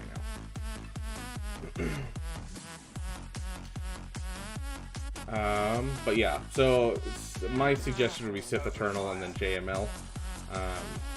But you honestly could go either one. If JML sounds more delectable to you, it'll be a little farther out, but it's also close because you already have.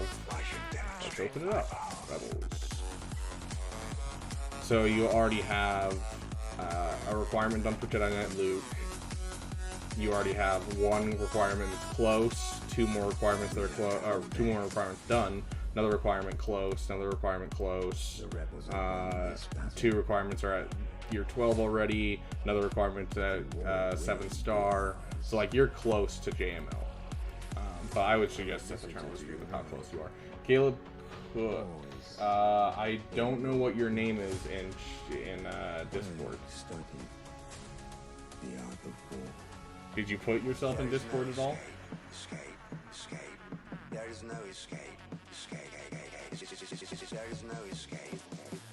This is really annoying. Why is this not letting me see these? There we go. Open fire.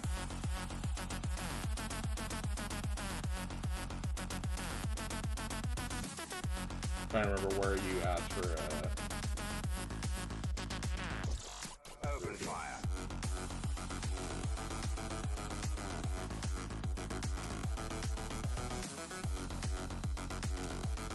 Okay. I'll throw you in after this current person we're working on, just because we're you don't have Discord, I don't think. So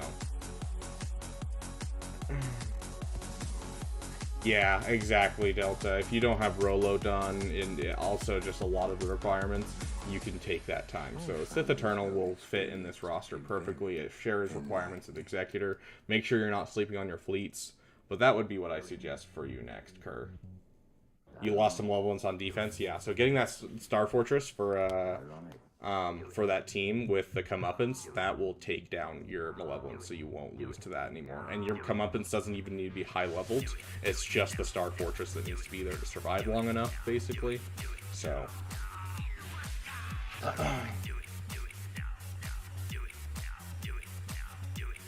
Okay, Apple. I mean, you do you. I do Conquest for gear mostly, up until recently.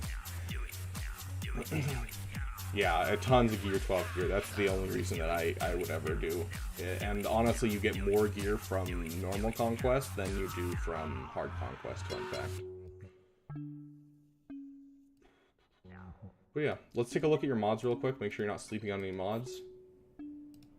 I do like seeing this guy as your fastest, but 283 is pretty slow for your fastest character. So keep working on your mods, dude. I do like seeing your First Order officer slightly faster than your Hux. Good job on getting that done. Looks like you have a good idea of what characters should be fast in your roster, so I like to see that. So just keep working on your mods in general. I know that the stuff go look into getting Discord. Sounds good, Caleb. You gotta run soon? Yeah, I can do yours really quickly, Park. It'll probably be a quicker one, just so you can get to Caleb as well.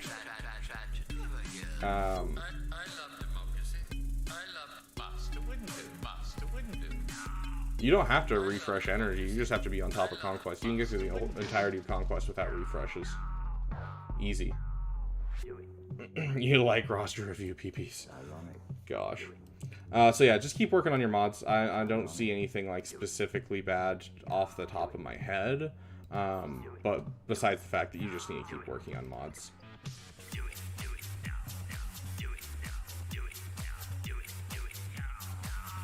Okay, so queso means cheese in Spanish.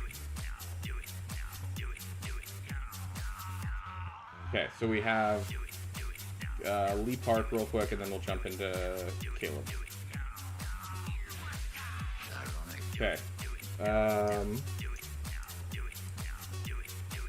Nope, that's not one.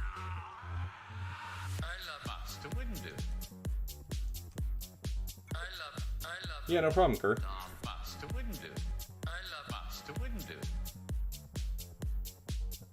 What days do I stream, Caleb? I typically stream on Wednesday, Friday, Sunday are my 3 Grand Arena days, and then I do a side passion project stream, PP stream, as we call them, usually on Monday or Tuesday, which is usually a KOTOR stream.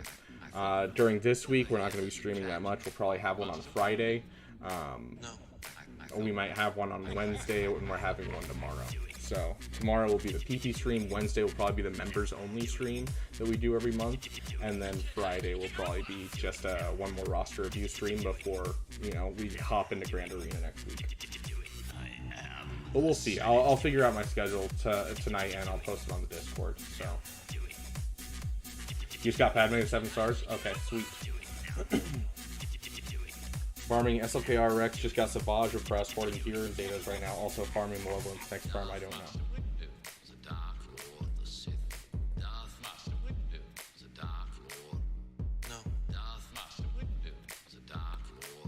know.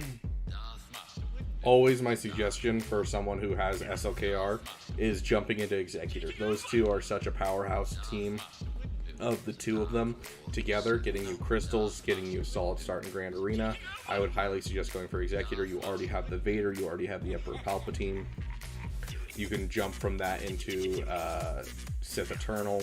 It's just a great start and definitely something that works really, really well for accounts. It's what Arnold did for his free-to-play. It's what I did. Great fun. But if you're alternatively, if you don't have a Razor Crest that's close, then instead go for Sith Eternal and then jump into Executor. Please do relic that Savage. I love seeing it there, but you do need to relic it. Looks like you got your Vulture Droid, which is good. Let's just go with your Separatists in general. Yeah, so, obviously you need some work on this. Just in general. But, don't rush over to get a Malevolence just to forget your Echelon and finishing your Echelon your First Order Special Forces. Because you need to finish this fleet ASAP. Because it can get you in the top 50, like, 100% of the time. And that crystal income is always nice. The illustrious Gabba bids you welcome. Day 1 of having Savage. Fair. But yeah, so that would be my suggestion for kind of where to go next. Make sure you get your First Order officer slightly faster than this Hux that you have. And just keep working on your mods. Obviously, you're a pretty new account, so it's rough, but keep working on your mods. Gold Crate this Conquest one. I got Red Crate last time. My first time getting Red Crate, and so now I have, I can get Gold Crate and be fine. So I might go for Red Crate if I have the time, but I really, really need some datacrons for this next Grand Arena. So you're farming Echelon and Special Forces, sweet. And also, just a side note with that whole Sith Eternal and Executor, if you're farming the, what is it called? The droid ship, Vulture Droid.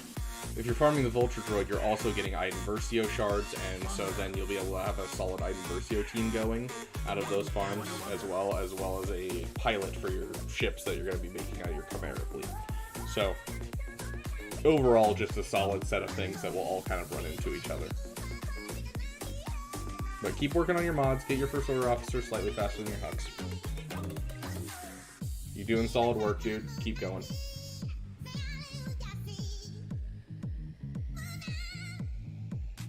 Oof, Juan, that's rough. Yeah, I wish I could whale. I'm not a whale by any means, but if I could afford it, I would. You do need Hyena Bomber for Malevolence, absolutely. Like, it is definitely needed, but don't put it ahead of any farms for now, honestly. Like, get your SLKR done. Consider doing Sith Eternal and Executor, you know, and then I would probably focus down Malevolence, because that's a whole bunch of characters that you need to relic. That's 3 characters, and then that's 2 farms that you need to finish for him to get going. Plus, you need to relic your Grievous, and so, like, it's a great fleet, but you can just throw it on defense for a while and call it a day, and then once you have time, come back around and finish it. And also, you can, while you're putting it on defense, make the first reinforcement the Millennium Falcon, Han's Millennium Falcon, and it'll screw with people and get you some good holds. So.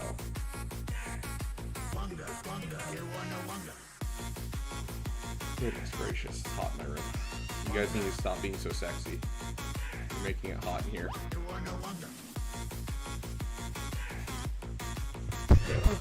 My mic. Hold on.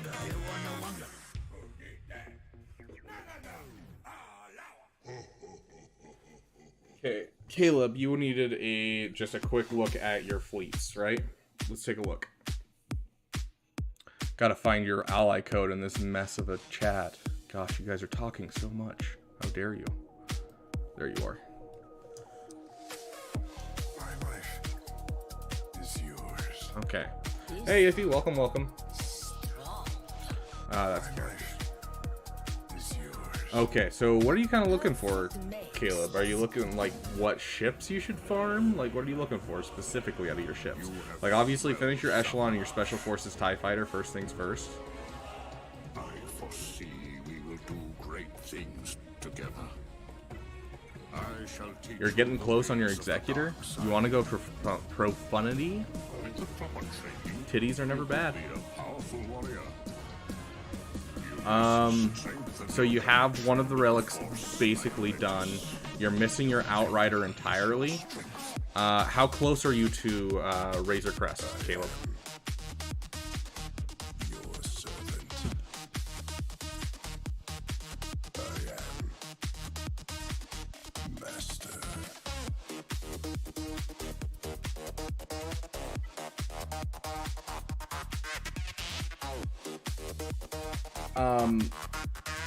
So with Profundity is a great fleet. 100 of 145 is actually really good. So, okay, sounds good, Lee Park. You have a great day. Caleb, I would say Executor is what you're closer to.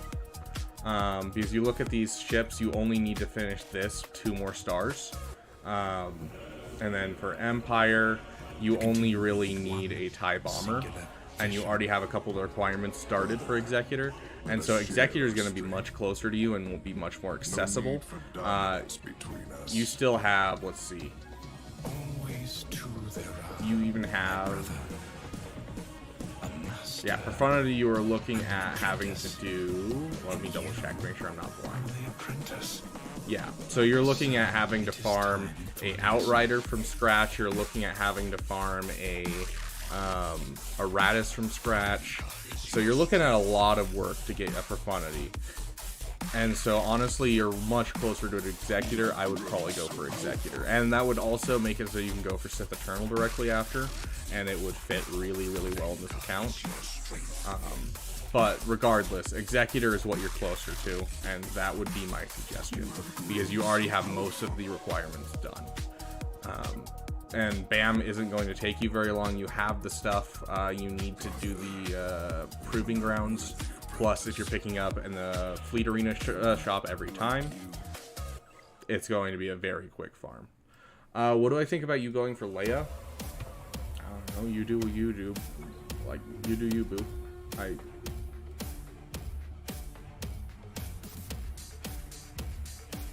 Simple man making his way through the galaxy. Like, you have the Relic 7 there, you have the Relic 7 there. You have a Gear 12 there.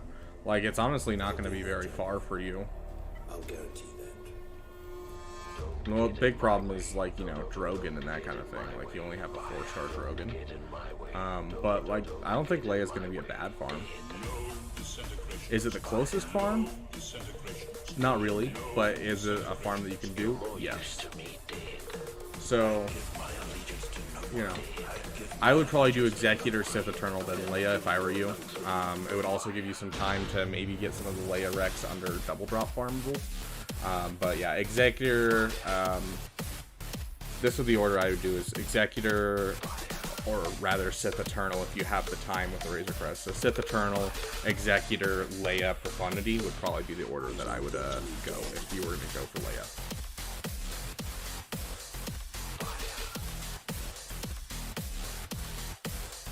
Yeah, I wouldn't say Leia's a bad farm.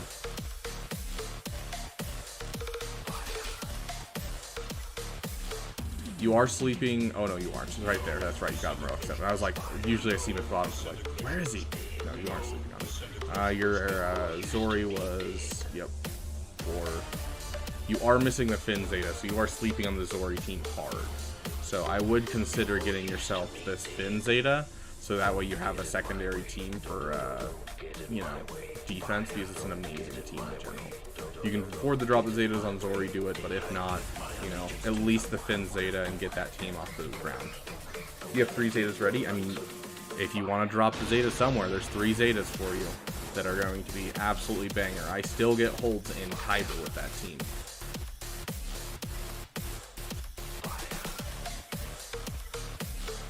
At the very least, I would suggest Finn Zeta and the Spice Runner skills Zeta on Zori. SLKR always needs another Zeta. Every GL should get all of their Zetas. Press the advantage, I think, is very important if you're using it on defense. Not as important on offense. There are very few teams where this Zeta, you know, matters if you're going on offense most of the time. But it can still get you killed at times. Furious Onslaught is definitely one I would suggest another Zeta on. So Furious Onslaught is by far one that I'm like, yes. Brutal Assault is also super, super helpful. But yeah. So Supreme Leader Kylo Ren's one of those ones that I'm like, you kind of need everything. Like, you don't really need the basic on Rey. I don't think it's ever really necessary. But with how much he ramps his damage and how important his basic is, his Zetas are going to be very important. So drop the Finn Zeta and then drop your other 2 Zetas on your Galactic Legends. Would probably be my suggestion, Caleb.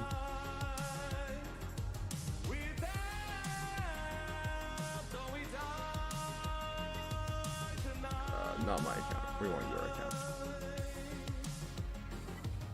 I need you to give it your all. One last time. Yeah, you gotta face it, give it everything you got. The pressure's making diamonds, gotta push through to the top. Solid mods on Supreme Leader Kylo Ren. Love to see it. Mara Jade being your first character. Amazing. 340. Love to see it. Yeah, you're doing solid on your mods, dude.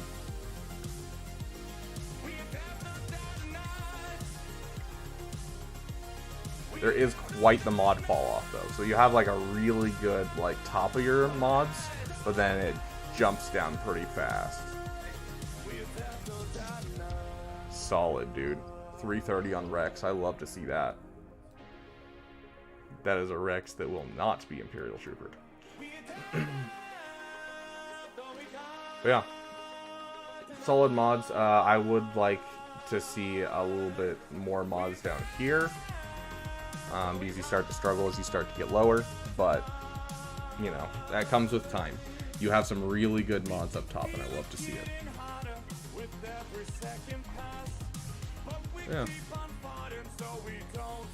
So yeah, that would be my suggestion for your overall farming plan, is going for Executor instead of Profundity.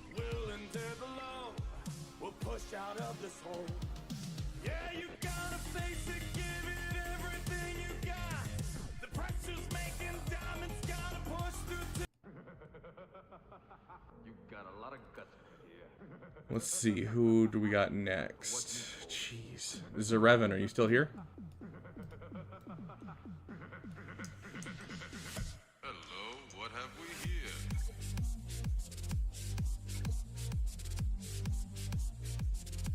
Okay. Zarevan says, almost done with SLKR, thinking CLS instead of Trio since I have spare Omis. Will be my next team. After that, not too sure. Favorite team is probably Sith Empire with Malgus. I mean, fair enough. What have we here? You have them finished? you don't have them finished.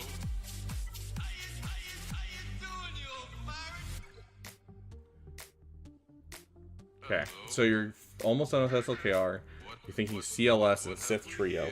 I mean, before a Sith Trio, I will always suggest a Savage Oppress being finished, which it looks like you're already kind of heading that way. Definitely Savage should be the first one you relic out of them, because one person for a 5-person team is always very, very, you know, helpful. Long-term goal to get Malgus. Okay, so here's my suggestion to you, my friend. If you have a PP of Darth Malgus, that means you need to get to the Proving Grounds as fast as possible, which means you're going to have to jump your roster very, very quickly with your Galactic Power, and you're also going to need someone who can do the Malgus Proving Grounds. You got Omnis for Trey and Savage, going to build them in one team. Perfect. I would highly suggest relicking the Savage and then working on the rest of the team getting them up. Honestly, it's going to help you more. But as for your PP, if you really want Malgus, here's my suggestion to you. My suggestion is go from SLKR into Sith Eternal. I know we've told a couple people to do that today, but Sith Eternal can do the event for Malgus with very easy, you know, tries. So, like, it's not going to be a problem for you to be able to get Malgus every single month. It'll also start jumping your GP, let you roll into Executor, and then Executor should push you over the threshold to 4 million GP. And then right there, you'll be able to do Malgus every month. You'll be getting a crystal income that you can save up those crystals every day, and then use those to refresh your node for Malgus so you can get them even faster. You got Executor this month? Okay. You're getting it this month. Okay, sweet. So make sure you finish your Executor so you can stay in there, because I am seeing a non-relic Razor Crest. I'm also wondering, okay, you do have the Xandu's Blood. Get that Razor Crest finished relicking. I would highly suggest that up on the top of your list. Make sure you're saving up those crystals. Get that Sith Eternal, though. That Sith Eternal will make it so you can do the Malgus node 100% of the time. Then I think CLS is a great team to have in general. I don't know where you have it right now, but honestly, I'd probably do it directly after Sith Eternal. Just depends on how close you are. 7-star CLS, 7-star Chewbacca, 7-star Han, but no 3PO or Chewpio. So I'll leave it up to you. I would probably do it after Sith Eternal, but yeah, Sith Eternal will push your GP as well as give you a way to do the Malgus Proving Grounds. Additionally, if you're trying to push your Galactic Power to get to Proving Grounds the fastest, take a look at basically all of the... You can actually just go like this.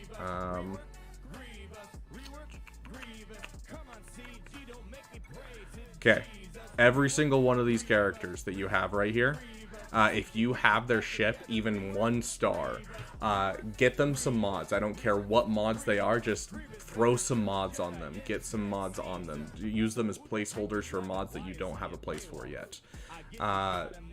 All of these guys put mods on them, and that'll jump your GP so incredibly much. I went from 3.3 to 4 million GP in 1 month by doing that.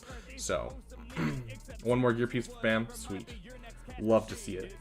So yeah, that would be my suggestion for what your next farm should be if Malgus is a PP for you.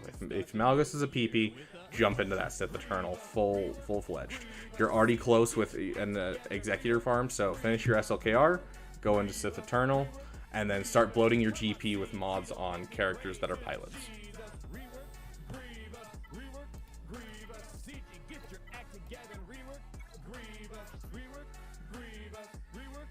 Nice, Caleb. Okay, 297 I love to see on a Piet. You do need to keep working on your mods, though. I want to see them at 330. It's obviously a newer account, and so just keep working at it. Looks like you have a pretty good idea of what characters should be fast in your roster. I do want to see this First Order officer faster than his Hux, even if you have to drop the speed of Hux just a little bit to do it. Do it. It'll help with the event, getting SLKR's ultimate, as well as it'll help in Proving Grounds. It's just going to be great in everything, so make sure you're doing that. You're hoarding mods for SLKR at the moment, so that's where all your mods go. Sounds great. That's great. But yeah, so keep that in mind. First Order officer faster than Hux will help a ton in getting the ultimate for SLKR.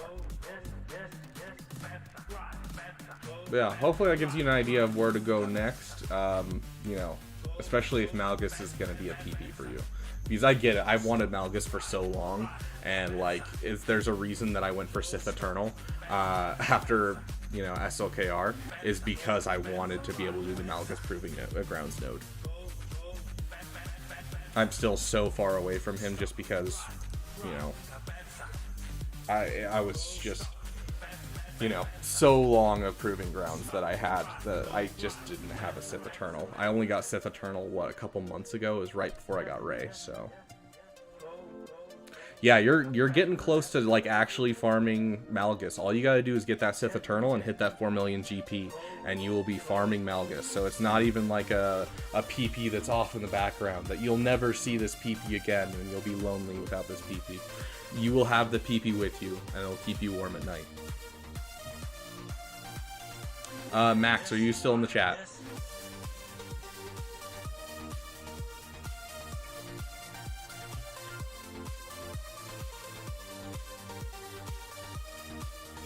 Calling Max. Max, are you going to get a 30-second roast review, or are we going to talk?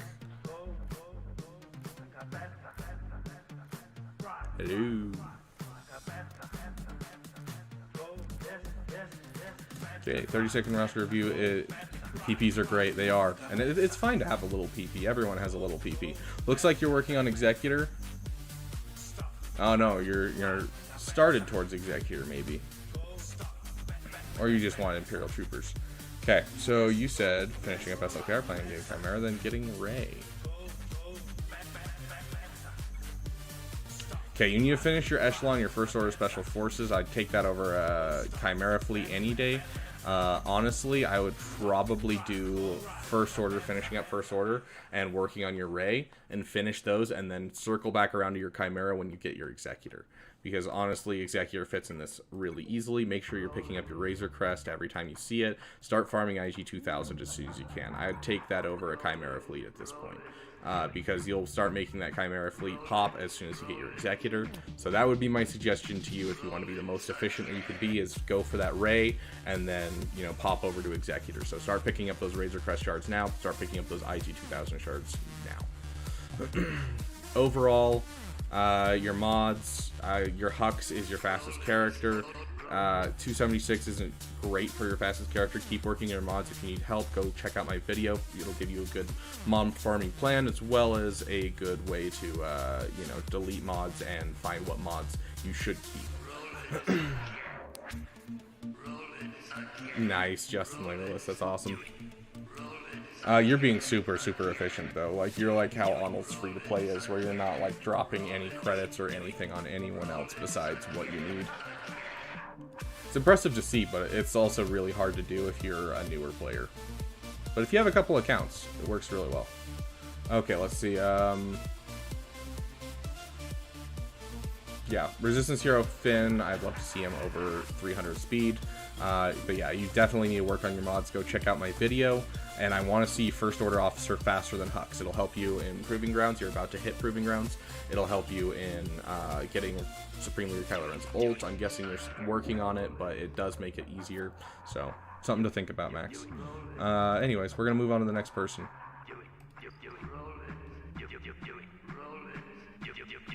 Roll it again. Plague, are you here? Plagued Heart?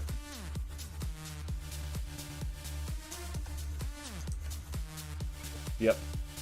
You're in Zeta Hell. Aren't we all? Not sure if I'll be able to unlock Bane this Conquest, but if I do 2 more Zetas, don't have that bonus. Important thing about Bane, Plagued Heart. You don't have him in your roster, obviously, so I'm going to go to my roster. What do you need to do to unlock Proving Grounds? You just need to hit 4 million GP, so you just gotta bloat your GP. So that's why I was suggesting throwing a whole bunch of mods on pilots.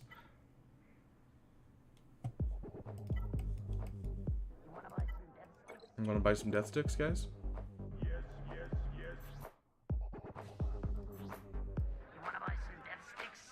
So You may fire when ready. This one is a Zeta. And then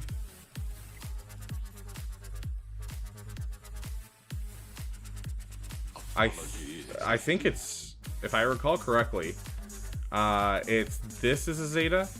So he has 3 Zetas. Is it basic and unique? Yeah, you can skip. Yeah. So honestly, you only need 1.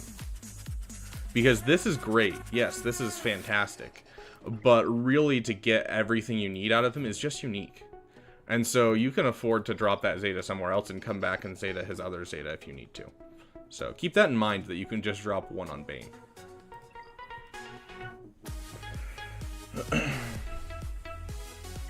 Yes, his basic's nice, but it's not really something that I'm like, oh, I need this now.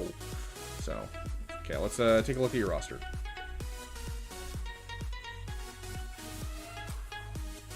Just finished Ray's ult, missing Zetas all over First Order Resistance Faction, but next goal is Bane and Jabba by summer.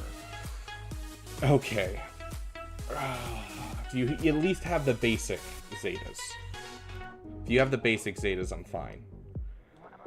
That's rough. Okay. Okay, base level Zetas that I think you need to apply on the Resistance is going to be Finn's Zeta to get yourself a Zori team running, and then Ray's Zeta, her Virtuous Protector, because it makes a whole lot of counters be more annoying with her on the team when it comes to Ray. Because I'm sure you're using Ray on defense. At least that's what most people do. Let's see, 1, 2, 3. Yeah, so you have 3 offensive and 3 defensive GLs, which is great. I remember when Omicrons were intended to make old characters viable, not make new characters OP in certain game modes. Yeah, I missed that, Juan. You are correct. I do very much miss that. Consider finishing your Imperial Super Commando and your Gar Saxon and getting your Mandalorians up and running. I use it almost every Grand Arena for all kinds of stupid stuff.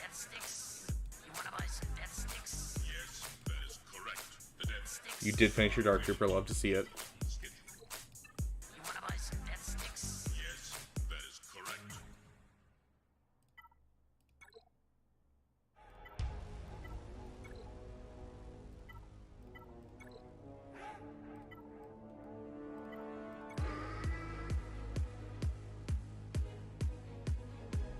I'm hoping you're working on this Palp Shuttle just to finish it.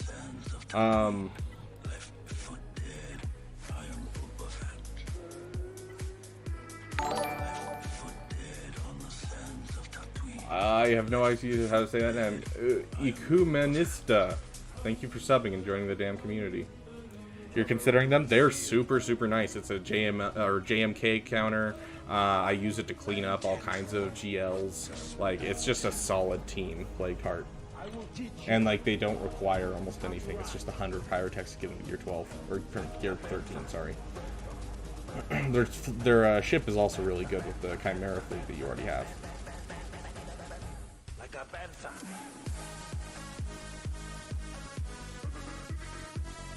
Like a panther.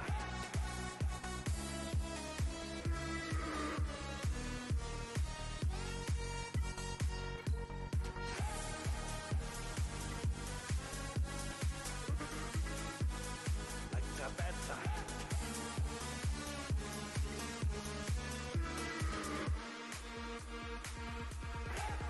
Hey, Black Knight, welcome, welcome.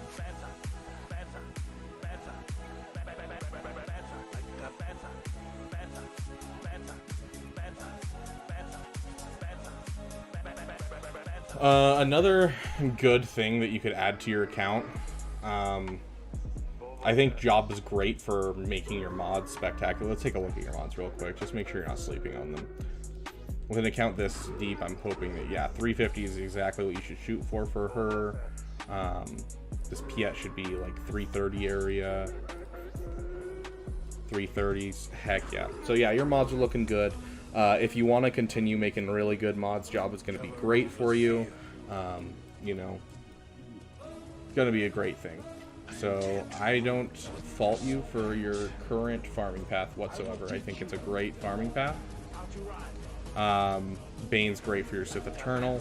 You know, Jabba's going to be fantastic for this account. A side farm that I would suggest for you is Starkiller. You have all the factions that his characters that he comes with are like work with. You already have Mara Jade at Gear 12, I think I saw. So like not too hard of a farm, and will definitely give you just a solid tool in this roster. And so definitely a side farm I'd suggest. But Jabba I think is a great plan. plus farming up Starkiller will also get you your Dash Rendar that you need for Profundity, so it'll actually help you start working on your last meta fleet that you're missing. Thanks, Zerevan. You have a great night, dude. So something to think about. I think it would fit in this roster really, really well. Otherwise, it looks like you're doing a good job of finishing your fleets. You're almost done with your Enchilada. You're almost done with your Paltmobile. Cal, Starkiller, Afra after Jabba this year. Okay, yeah. Absolutely fair. Okay, but hold on, dude. Where's Lord Vader on this farming path? Lord Vader is, like, intensely necessary. You need him now. I say you put all of that on hold, and before you get Jabba, you go for Lord Vader. He's just so incredibly important in the game. No, I'm kidding. Don't do Lord Vader. He's trash right now, and even more so than normal with the datacron sets. Go for what you're going for. I think you're on a great path, and I think Jabba will help you a ton. But yeah, so I would probably do Starkiller right after Jabba. But yeah, any specific questions you have? I know that you're kind of Zeta starved, and so if I'm supposed to suggest a Zeta, 100%, I would suggest Finn, Jag Training Arrays, Virtuous Protector, and then Zori's 2 Zetas if you're looking for like suggestions, because that'll just get you 2 more banger teams. I mean, with my Gear 9 Zori, I get, I've gotten 4 holds in Kyber 3. So, like, don't sleep on Zori.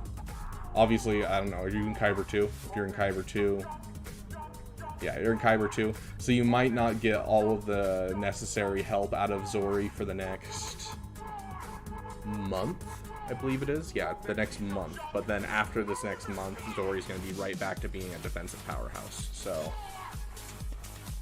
yeah.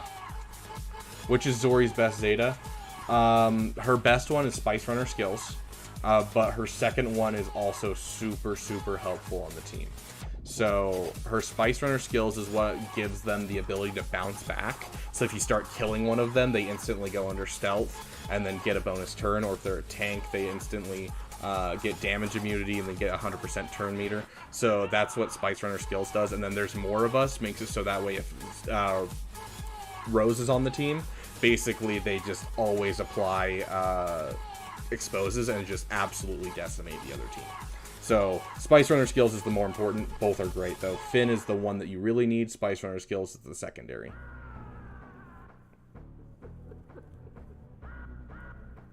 Yeah, Lightspeed bundles have helped a lot of people. This looks like a Kyber 2 account, like 100%. Whereas, before Lightspeed bundles, I think I would just be like, yeah, it's a good account. But now it's like, this is Kyber 2 verging on Kyber 1 kind of style of account now. Oh, Trench. Pain. Yeah, mine went from being a solidly Erodium account to being a Kyber account, so it's helped everyone. And what's funny is I only got 1/2 of the stuff. This guy probably got all of it, right? Yeah, he got SLKR and Ray out of it, so yeah. But yeah, don't forget you can put only one Zeta on you can put one Zeta on Bane and still be fine to use Bane to its fullest capacity. Yeah, he's great in Territory Wars, but I don't care about Territory Wars that much. I'd much rather get a team that I can use in either, like, General Grievous with, Newt Gunray. I can kill JML and a whole bunch of other teams in both Grand Arena and Territory War, so. Weston No Mill to 4.4, heck yeah, Black Knight. But yeah, so your account's looking good, Plagued Heart. I don't see any major problems from it, besides, fixing that Zori team, getting it going. The hate on Lord Vader is cruel. Typically, I agree with you. I think the hate for Lord Vader is way too much. But right now, Lord Vader is at its worst point that it's been since he came out. When he came out, that was probably his worst point. Now he's much, much worse. Like, just the fact that he's countered by so many different teams, and you know, he requires so many different characters that have their own full team to be at least somewhat problematic is really bad. Like, the worst I've struggled with a Lord Vader has been he had to have, this is with an SLKR, which is not a hard character to have, especially with the Lightspeed bundles.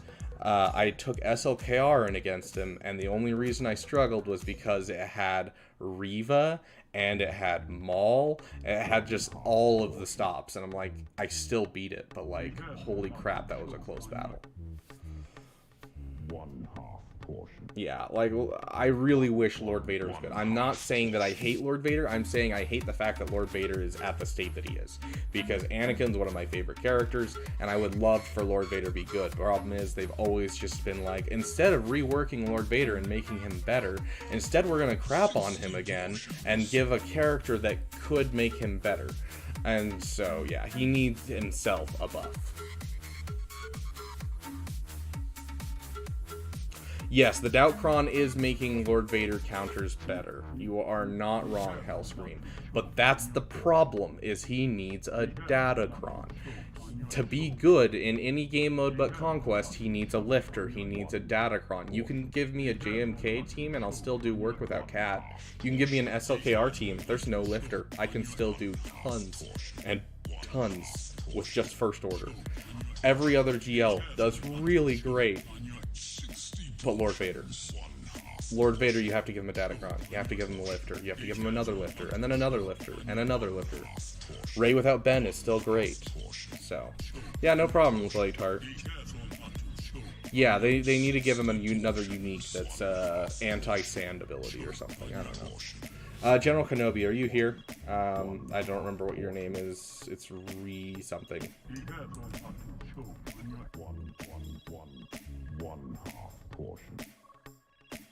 Yeah, 100% Juan. Yeah, I 100% agree. Black Knight. General Kenobi, last call. 60 portions. Yeah, his ult is so unimpressive. Like, he hits his ult and you're like, oh no, I gotta wait 2 turns before I can finish him off. Okay. Got SLKR earlier this month, currently working on a general roster work. Makes sense. My farms were wild early on. Any ideas on what squad should be other than CLS? Let's just make sure you're kind of finishing some of these farms. So you have Amalgus, you have him relicked up.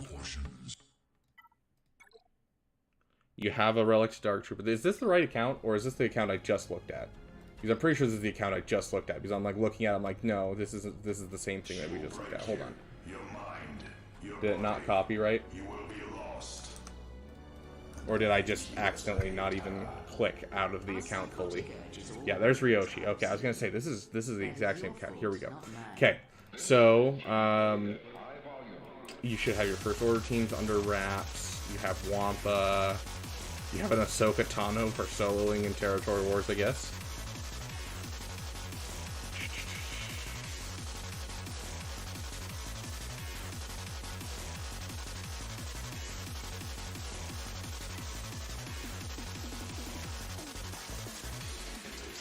Yeah, it definitely looks like you're kind of all over the place. The 3 teams that I say you could take some time and finish, obviously, is this Captain Rex if you want to. CLS is a great farm. And then a Sith team with Traya, because you already have a Zeta invested in Traya, so you can keep going if you have some Omicrons and finish investing into a Traya team, especially getting a Savage solo. Savage solo is always going to be amazing. Still need Scout for the guild. Like Hoth Rebel Scout?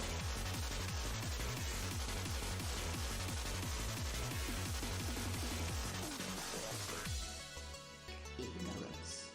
I grow weary of this. What do you mean Scout? I will protect myself from this foul-mouthed ruffian. I will make you see. Oh, Ewok Scout for, I'm guessing Rise of the Empire or something? Your strength is as meaningless as the strength of my hand.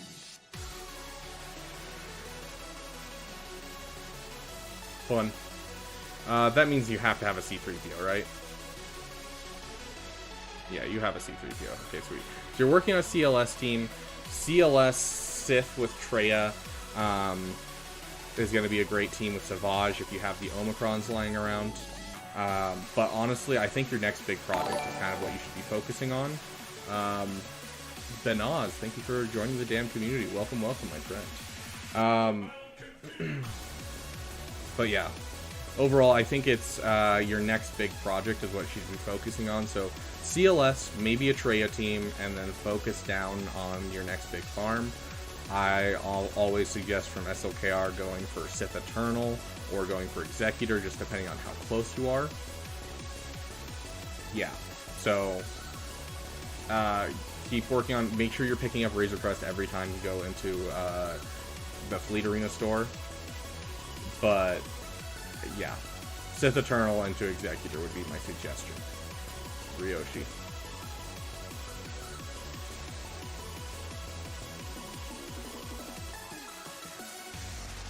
And honestly, I know what your name is in YouTube. You do have a Wat Tam board. You could go for JMK. I'm just saying. But if you want your most efficient path, Sith Eternal is your most efficient path.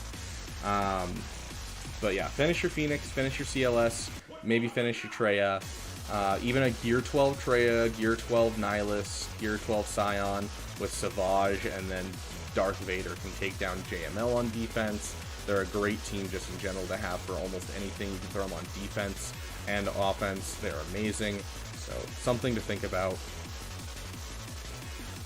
But Sith Eternal, I would like to see your mods come up a little bit. 260 is not great for your first character. I do love seeing First Order Officer faster than Hux. That's great to see. 900,000 GP with a Relic 5 Phoenix. Hey, everyone has a little PP, or some people have a big PP. Either way, love to see a good PP. It's my favorite part of the day is seeing people's PP. Thoughts on a Grand Inquisitor Rush account? Great for getting you really good rewards and getting you into a good guild really quickly. It'll be rough in other ways, though. You're going to struggle in Grand Arena. You're going to struggle in your Fleet Arena shard. But at least you'll get into a good guild and get a lot of really solid rewards, so it'll speed up your farms on a lot of other things. Do I not laugh saying that? Because the key is to make it sound really, really bad and say it with a straight face, so that way it looks like I don't actually know that I'm saying something wrong. And I love that. It's part of the comedic value of the joke to me. Anyways, keep working on your mods. If you need a good way to farm up some mods, go take a look at my video. It'll give you a good mod filter, as well as tell you how to not invest too much in bad mods, so that way you can be as efficient as possible getting yourself some good mods, because this account definitely needs some mods. So I think that would be even more important than just getting yourself some teams. Also, an important side farm when you're going for Sith Eternal is always going to be getting yourself that Dark Trooper up. So don't sleep on the Dark Trooper. You have a small one, Caleb. Hey, there's nothing wrong with a small PP. A lot of us have small PPs, not a problem whatsoever. A lot of us have big ones. Maybe we have a lot of passion. That's fine. Okay. Ben Oz, unfortunately, I'm cutting roster reviews after David just because I need to go get some food. I haven't eaten anything today, and I still have like 5 videos to record tonight, and so I'm not going to have time to get it anymore after David. But hit me up on my next stream, and I will get a roster review for you. But yeah, make sure you're finishing your Echelon. Getting that Executor is going to really finish your fleets, get yourself a Chimera fleet, all that kind of stuff. So keep going on what you're doing. But as for like teams to work on right now, the ones you're close on are CLS, finishing your Phoenix with your Rex, and maybe getting a Traya team. You already have those kind of farmed up and ready to go, and they're great teams.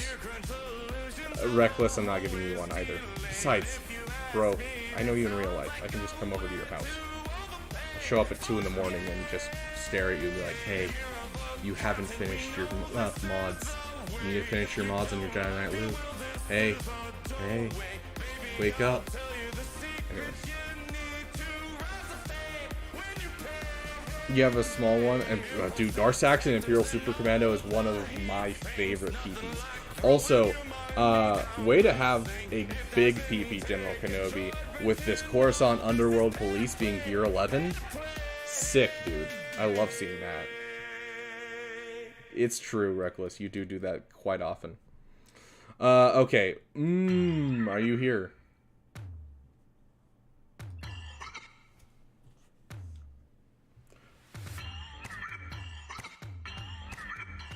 Oh my gosh, Justin, that's crazy. Yeah, with my current guild, with my free-to-play, I'm going to have so much get 2 and get 3 when I hit level 85. It's going to be painful that I can't spend it or anything. Hey, Cheeseballs, welcome, welcome. Heck yeah, Cheeseballs, that's what I like to hear. I'm glad it's working for you. Hey, welcome, welcome.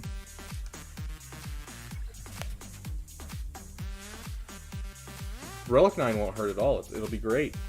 It is the greatest PP I've ever seen. This is not the right one. I don't think it copied and pasted right. Hold on. This is Ryoshi again. What? Wait a minute. You fool! I've been trained by you, General Kenobi. Wait a minute. How did this happen? You fool! I've been trained by Anakin Skywalker. What? Wait a minute. How did this happen? Sweaty. I know Nasty, but I don't know Sweaty. You disappoint me. Jeez. What? Okay, so this person said, just finished SLKR working on Leia. Is this the right account? What? You finished SLKR, but where's your Ray Ultimate? Okay. Do I Relic 9 him right away? Up to you. Relic 9 costs a lot. I haven't Relic 9'd him, and I get all of the use out of him I need. So it is entirely up to you, Bombardment. He does. All GLs benefit from Relic 8 and Relic 9 really, really well. But I saved my Relic 9 materials for other characters, so. Can't do the battle. You have Relic 7. You have 1, 2... 3. Okay, so you're missing Lifeblood is really the only one that really you need. Let me see what you have in your account.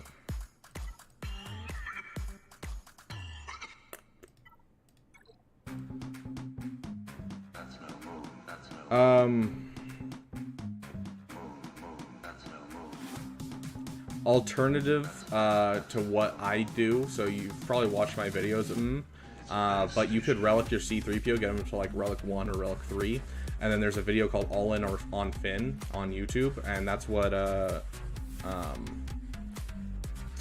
Cheeseballs is using, and it's everyone I've talked to has gotten 100% win rate on that, and so 100% something that I could definitely get behind. So consider relicking your C-3PO just to be able to get through that ult battle, but if not, I mean, drop that other Zeta on Rey, and you should be able to do it if you just watch the video and kind of get down exactly what they do. Because that's the main problem, is it's super, if you don't have C-3PO and you're just using BB-8, it's just super niche, like you need to know what's happening at any given moment during it.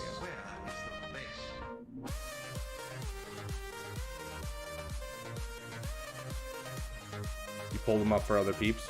I mean, you should probably have some mods that are like solid, you keep these on Rey mods in general, but you know.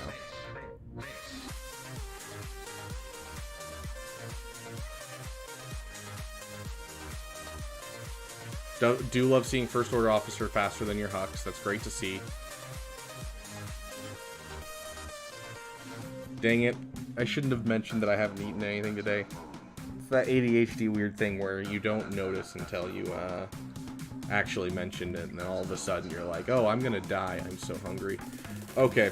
Love seeing your First Order Officer faster than your Hux. Overall, there's pretty hard mod fall off though, so keep working on your mods, but you do have some great characters that are near the top. I love to see that.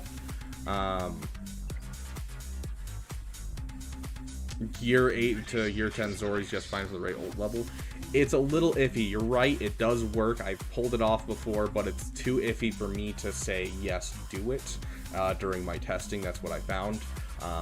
But if you can pull it off, you can pull it off. I feel like Gear 11 Zori works perfectly, but anything less than that, and I felt a little bit of RNG, which is why I didn't suggest it in my videos.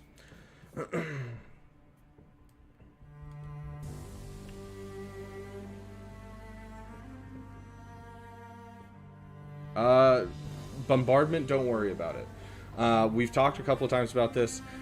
There's always a reason for every Zeta. Like, you're never gonna throw on a Zeta and then you'll never get a use out of it. The only times that you will have that happen are, you know, really obscure characters no one cares about, like Bodhi Rook. I know I'm gonna be, you know, attacked by Dank Ideals, who's hanging outside of my apartment right now for saying that. But, for instance, with Juhani, you can drop an Omicron after you get Starkiller, and she is one of the best teams in Territory Wars with that Omicron with Starkiller. So it's not actually... Oh, on Karth. That is a waste of your time. Until we get a lifter for Old Republic, which might happen towards the end of the year, so keep an eye out.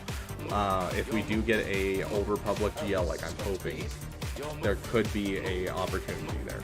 So, don't give up hope entirely. I think Old Republic is a faction we will get fleshed out within the next year and a half.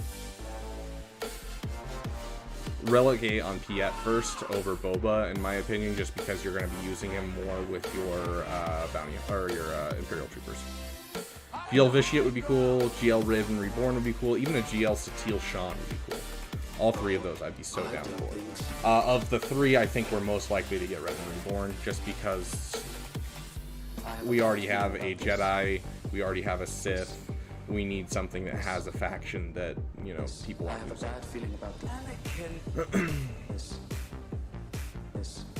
Look at all the little peepees. GL Yoda or Thrawn. I would love both of those. Interesting would be a High Republic Yoda. I think that would be very interesting.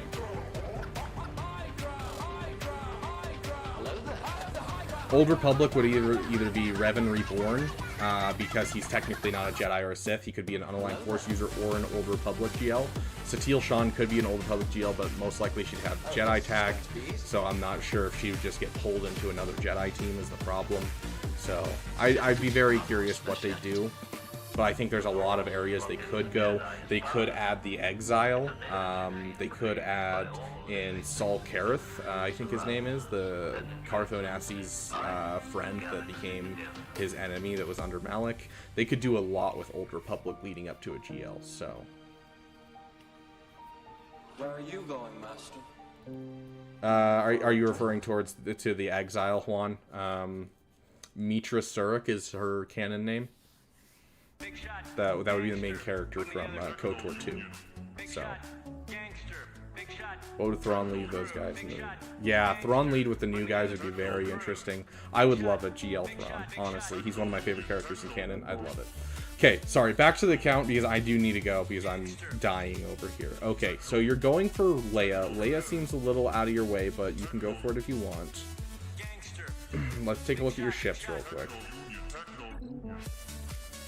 Okay. Gosh dang it, now my roommate's making food.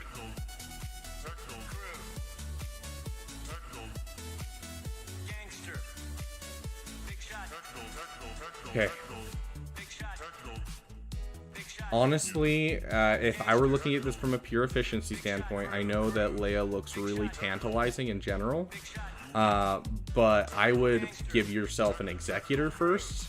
And then, I mean, you already have the Relic 7 Dash, maybe a Profundity, but honestly, Executor is going to be great for this account. Lots and lots of Relic 5s. Love to see it. You're also really close to JML. I would probably do Executor into JML if I were you, honestly. Especially because the Endor raid, we've already been told that it's looking like it's going to end in June. So it's up to you if you want to push that hard. But you've got a hand in every cookie jar right now. You've got Jabba requirements, you have Leia requirements, you have JML requirements, all really, really close. Very old. Doesn't matter, dude. Doesn't matter. Like, I have Executor. And I stay in my top 10 with just Executor. I don't have any of this Leviathan. I don't have any of this Profundity. I use the Executor to fight up into my top 5 every single day. Like, don't put off ships just because it's an old shard. Especially because old shard means that it is a whole bunch of people who are complacent with where they are. So if you fight your way into the top 5 enough times, either your shard will just, you know, you're going to be able to fight up every time, or if your shard has a group chat, your shard will then add you to the group chat and be like, okay dude, we will let you be in this day of the week, is that good for you? And then you're like, sweet, I got number 1 this day of the week and I get 400 crystals that day of the week. Don't be worried about the fact that you have an old shard. You can take out anything you need to with Executor. And you don't even need like hard compositions with the Executor. It's just the base characters that you have with Executor are all you need to be able to counter Leviathan, to counter Profundity, and to counter Executors. So GL Grandmaster of the Force, Luke Skywalker from Legends would be the best thing to happen. Yeah, CG would never do it, but I would love that, honestly. I think a lot of people will be very excited about that. Okay, so queso means cheese in Spanish. Okay, so here's the dealio. Here's the Flamio, Hotman. Here's what I'm going to suggest to you. Executor, JML, Jabba. That'll give you a defensive Galactic Legend, offensive Galactic Legend, and a GL ship. It'll also help you start building out your fleets a bit. I think that'll be the best thing and the closest things you are to right now. I'm not saying that you have to switch to this. I think you can go for Leia, but giving that time to get those 4 things, all of Leia's requirements will be double drops at that point. You can go full in for Leia and do some amazing stuff. So that would be my suggestion to you for where I would take this account if I was going somewhere. Definitely work on the mods, though. I think the mods are something you're really struggling with. If you need a guide, go take a look at my guide. Super simple, goes over the best way to do it without wasting materials. Jabba, Leia, JML, yeah, absolutely, 100%. But you're closer to JML and you're closer to Jabba than you are Leia. I'm going to say go for JML, get your offense really solidly done. Go for Executor, get your defense some solid stuff, and then Jabba, and then by that time Leia will come in. And so going for those 3 I think fits in your account really, really well. I just think adding Executor to the farm and doing JML first will be great, because like looking at your JML requirements, finished, needs to be done, finished,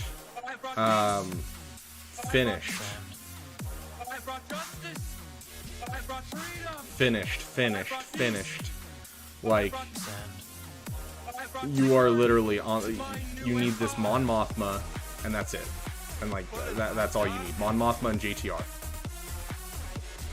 And you have JTR, right? Yeah, you have JTR done. So you literally just need Mon Mothma, and that's it. And Mon Mothma is also a requirement for Profundity, so it's not a bad farm at all. Plus, it allows you to use your Kyle Katarn that you have. Yeah, so like, JML, you are knocking on that door. Just push your way through it, just right in, you know? Get through that door, get yourself another offensive GL, keep working on your mods, get yourself an Executor. That is like the next 2 to 15 steps I would do. Also, don't forget to work on your echelon. It definitely needs to be in here. Doing pretty good, Griffin. I am about to get off, actually, because I am dying of hunger. But we're doing our last couple roster reviews. So, don't skimp out on ships. Don't skimp out on mods. But honestly, you can go for any of the Galactic Legends. That's the order that I would suggest. But Executor, Enchilada, and working on your mods, I think, are the 3 biggest things that will help this account, regardless of which direction you go.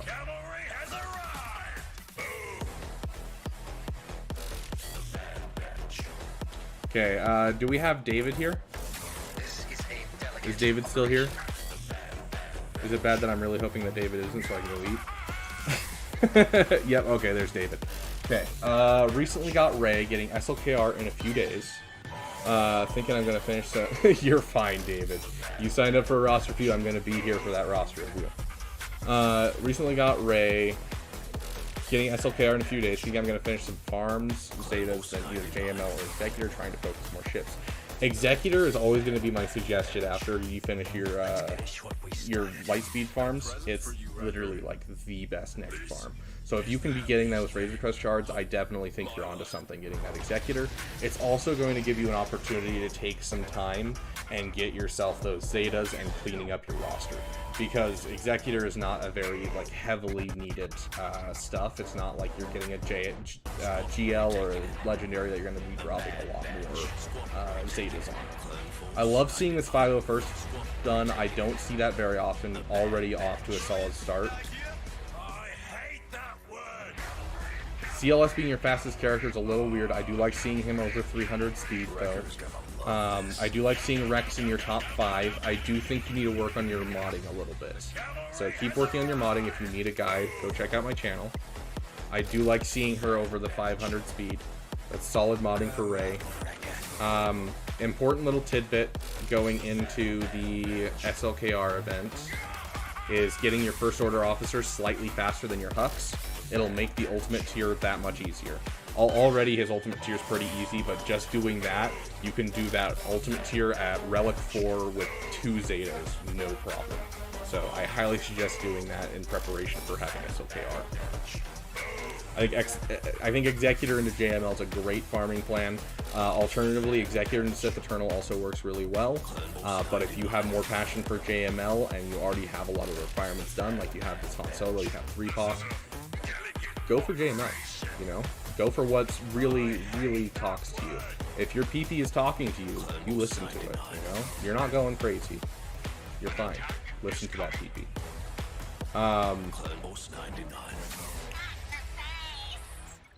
A little hole that I see very often with a gas farm.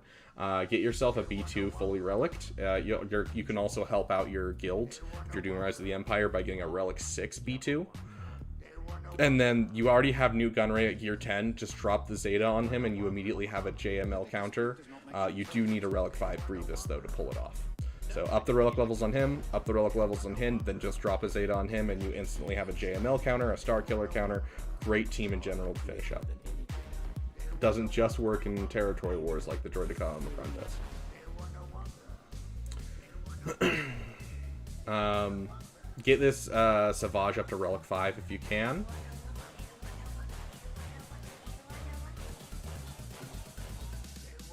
You never look back on the droids? Fair. The gas event is a pain. Such a freaking pain. Honestly, one of my least favorite events I've ever done.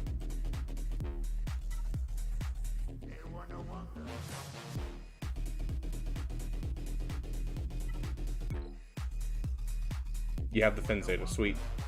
Okay. Yeah. Solid. Yeah. Working on Zori now. Sweet. Yeah, you already have your Razor Crest done. Yeah, absolutely. Executor into JML I think is a great thing. Work on your mods. Executor into JML, go for it. Let's just make sure you're not sleeping on ships. You need an enchilada and you need to finish the special forces ASAP, David. That is an Executor counter you can't afford to sleep on. Make sure that you get yourself a TIE Defender and at least Gear 8.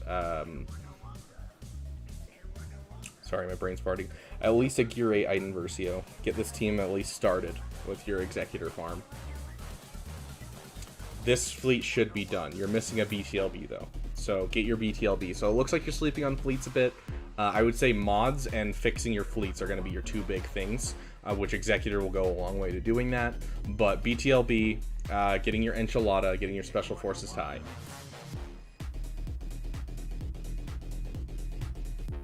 Honestly, Dragon, I'd relic a couple of them because it's not going to be a bad investment whatsoever. Dragon. If you're looking for the relic order for if you want to try and do it with as little gear as possible and you don't want to relic a lot of them, relic B1 first. He's the damage dealer. He's going to be the most helpful at relic levels. And then I would probably relic Magna Guard because Magna Guard's a requirement for JMK anyways, and so you might as well relic him. And then B2, he's a relic for Rise of the Empire, and he's great. Leave Droid Daka unless you plan on getting his Omicron. Even then, I don't use his Omicron because I'm like, who cares? I can use, you know, I can use Nuke Gunray now, and I'm never going to get Trench because Trench sucks. So unless they've drastically changed Trench to being good, you can just use Nuke Gunray in there, and it'll do everything that Stap will do, everything that Droid Daka Omicron will do in any game mode. So... Could I be immortalized in the light side Malak guide for funsies? You want me to just put your name up at the top like this person requested this or something? Because I can do that. Sounds good, Caleb. You have a great night.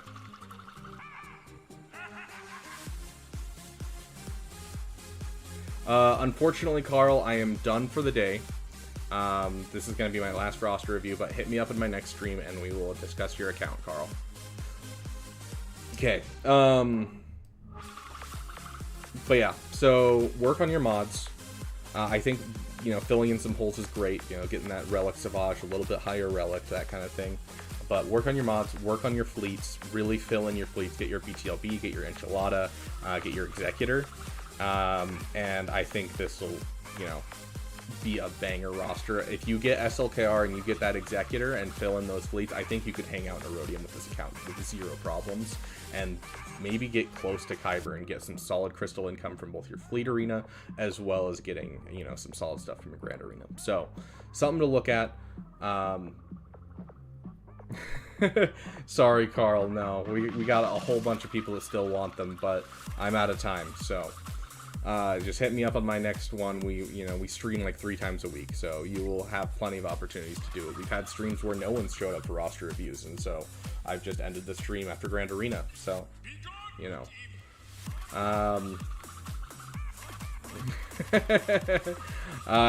If you donate $5, I will give you a roster review. That's always kind of how I do it, is if you donate at all, you basically get a roster review. So if you really want to, you can donate and do it.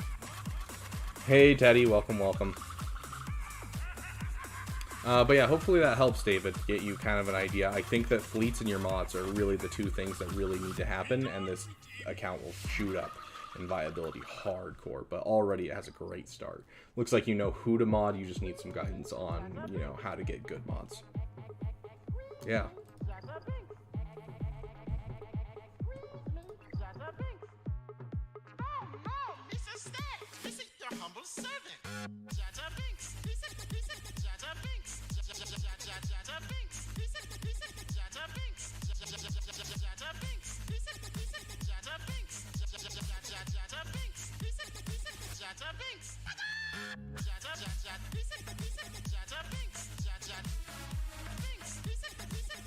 Carl, are you doing anything? I'm going to give it another 30 seconds while I look through what my guild asked me to do.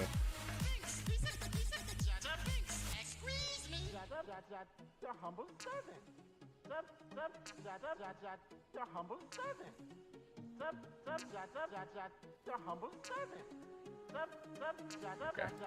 Sweet. Awesome. Well, I am going to, geez, a lot more people added to the Discord. Sounds good, Carl. No problem, dude. And honestly, yeah, just show up to one of our streams. You can get it for free easily, especially if you're in our Discord. If you're not in our Discord, just throw it in chat, and I'll get to it if I have time. But either way, I mean, we stream 3 times a week, so I'm sure you'll be able to catch us again. But thank you guys so much for joining us.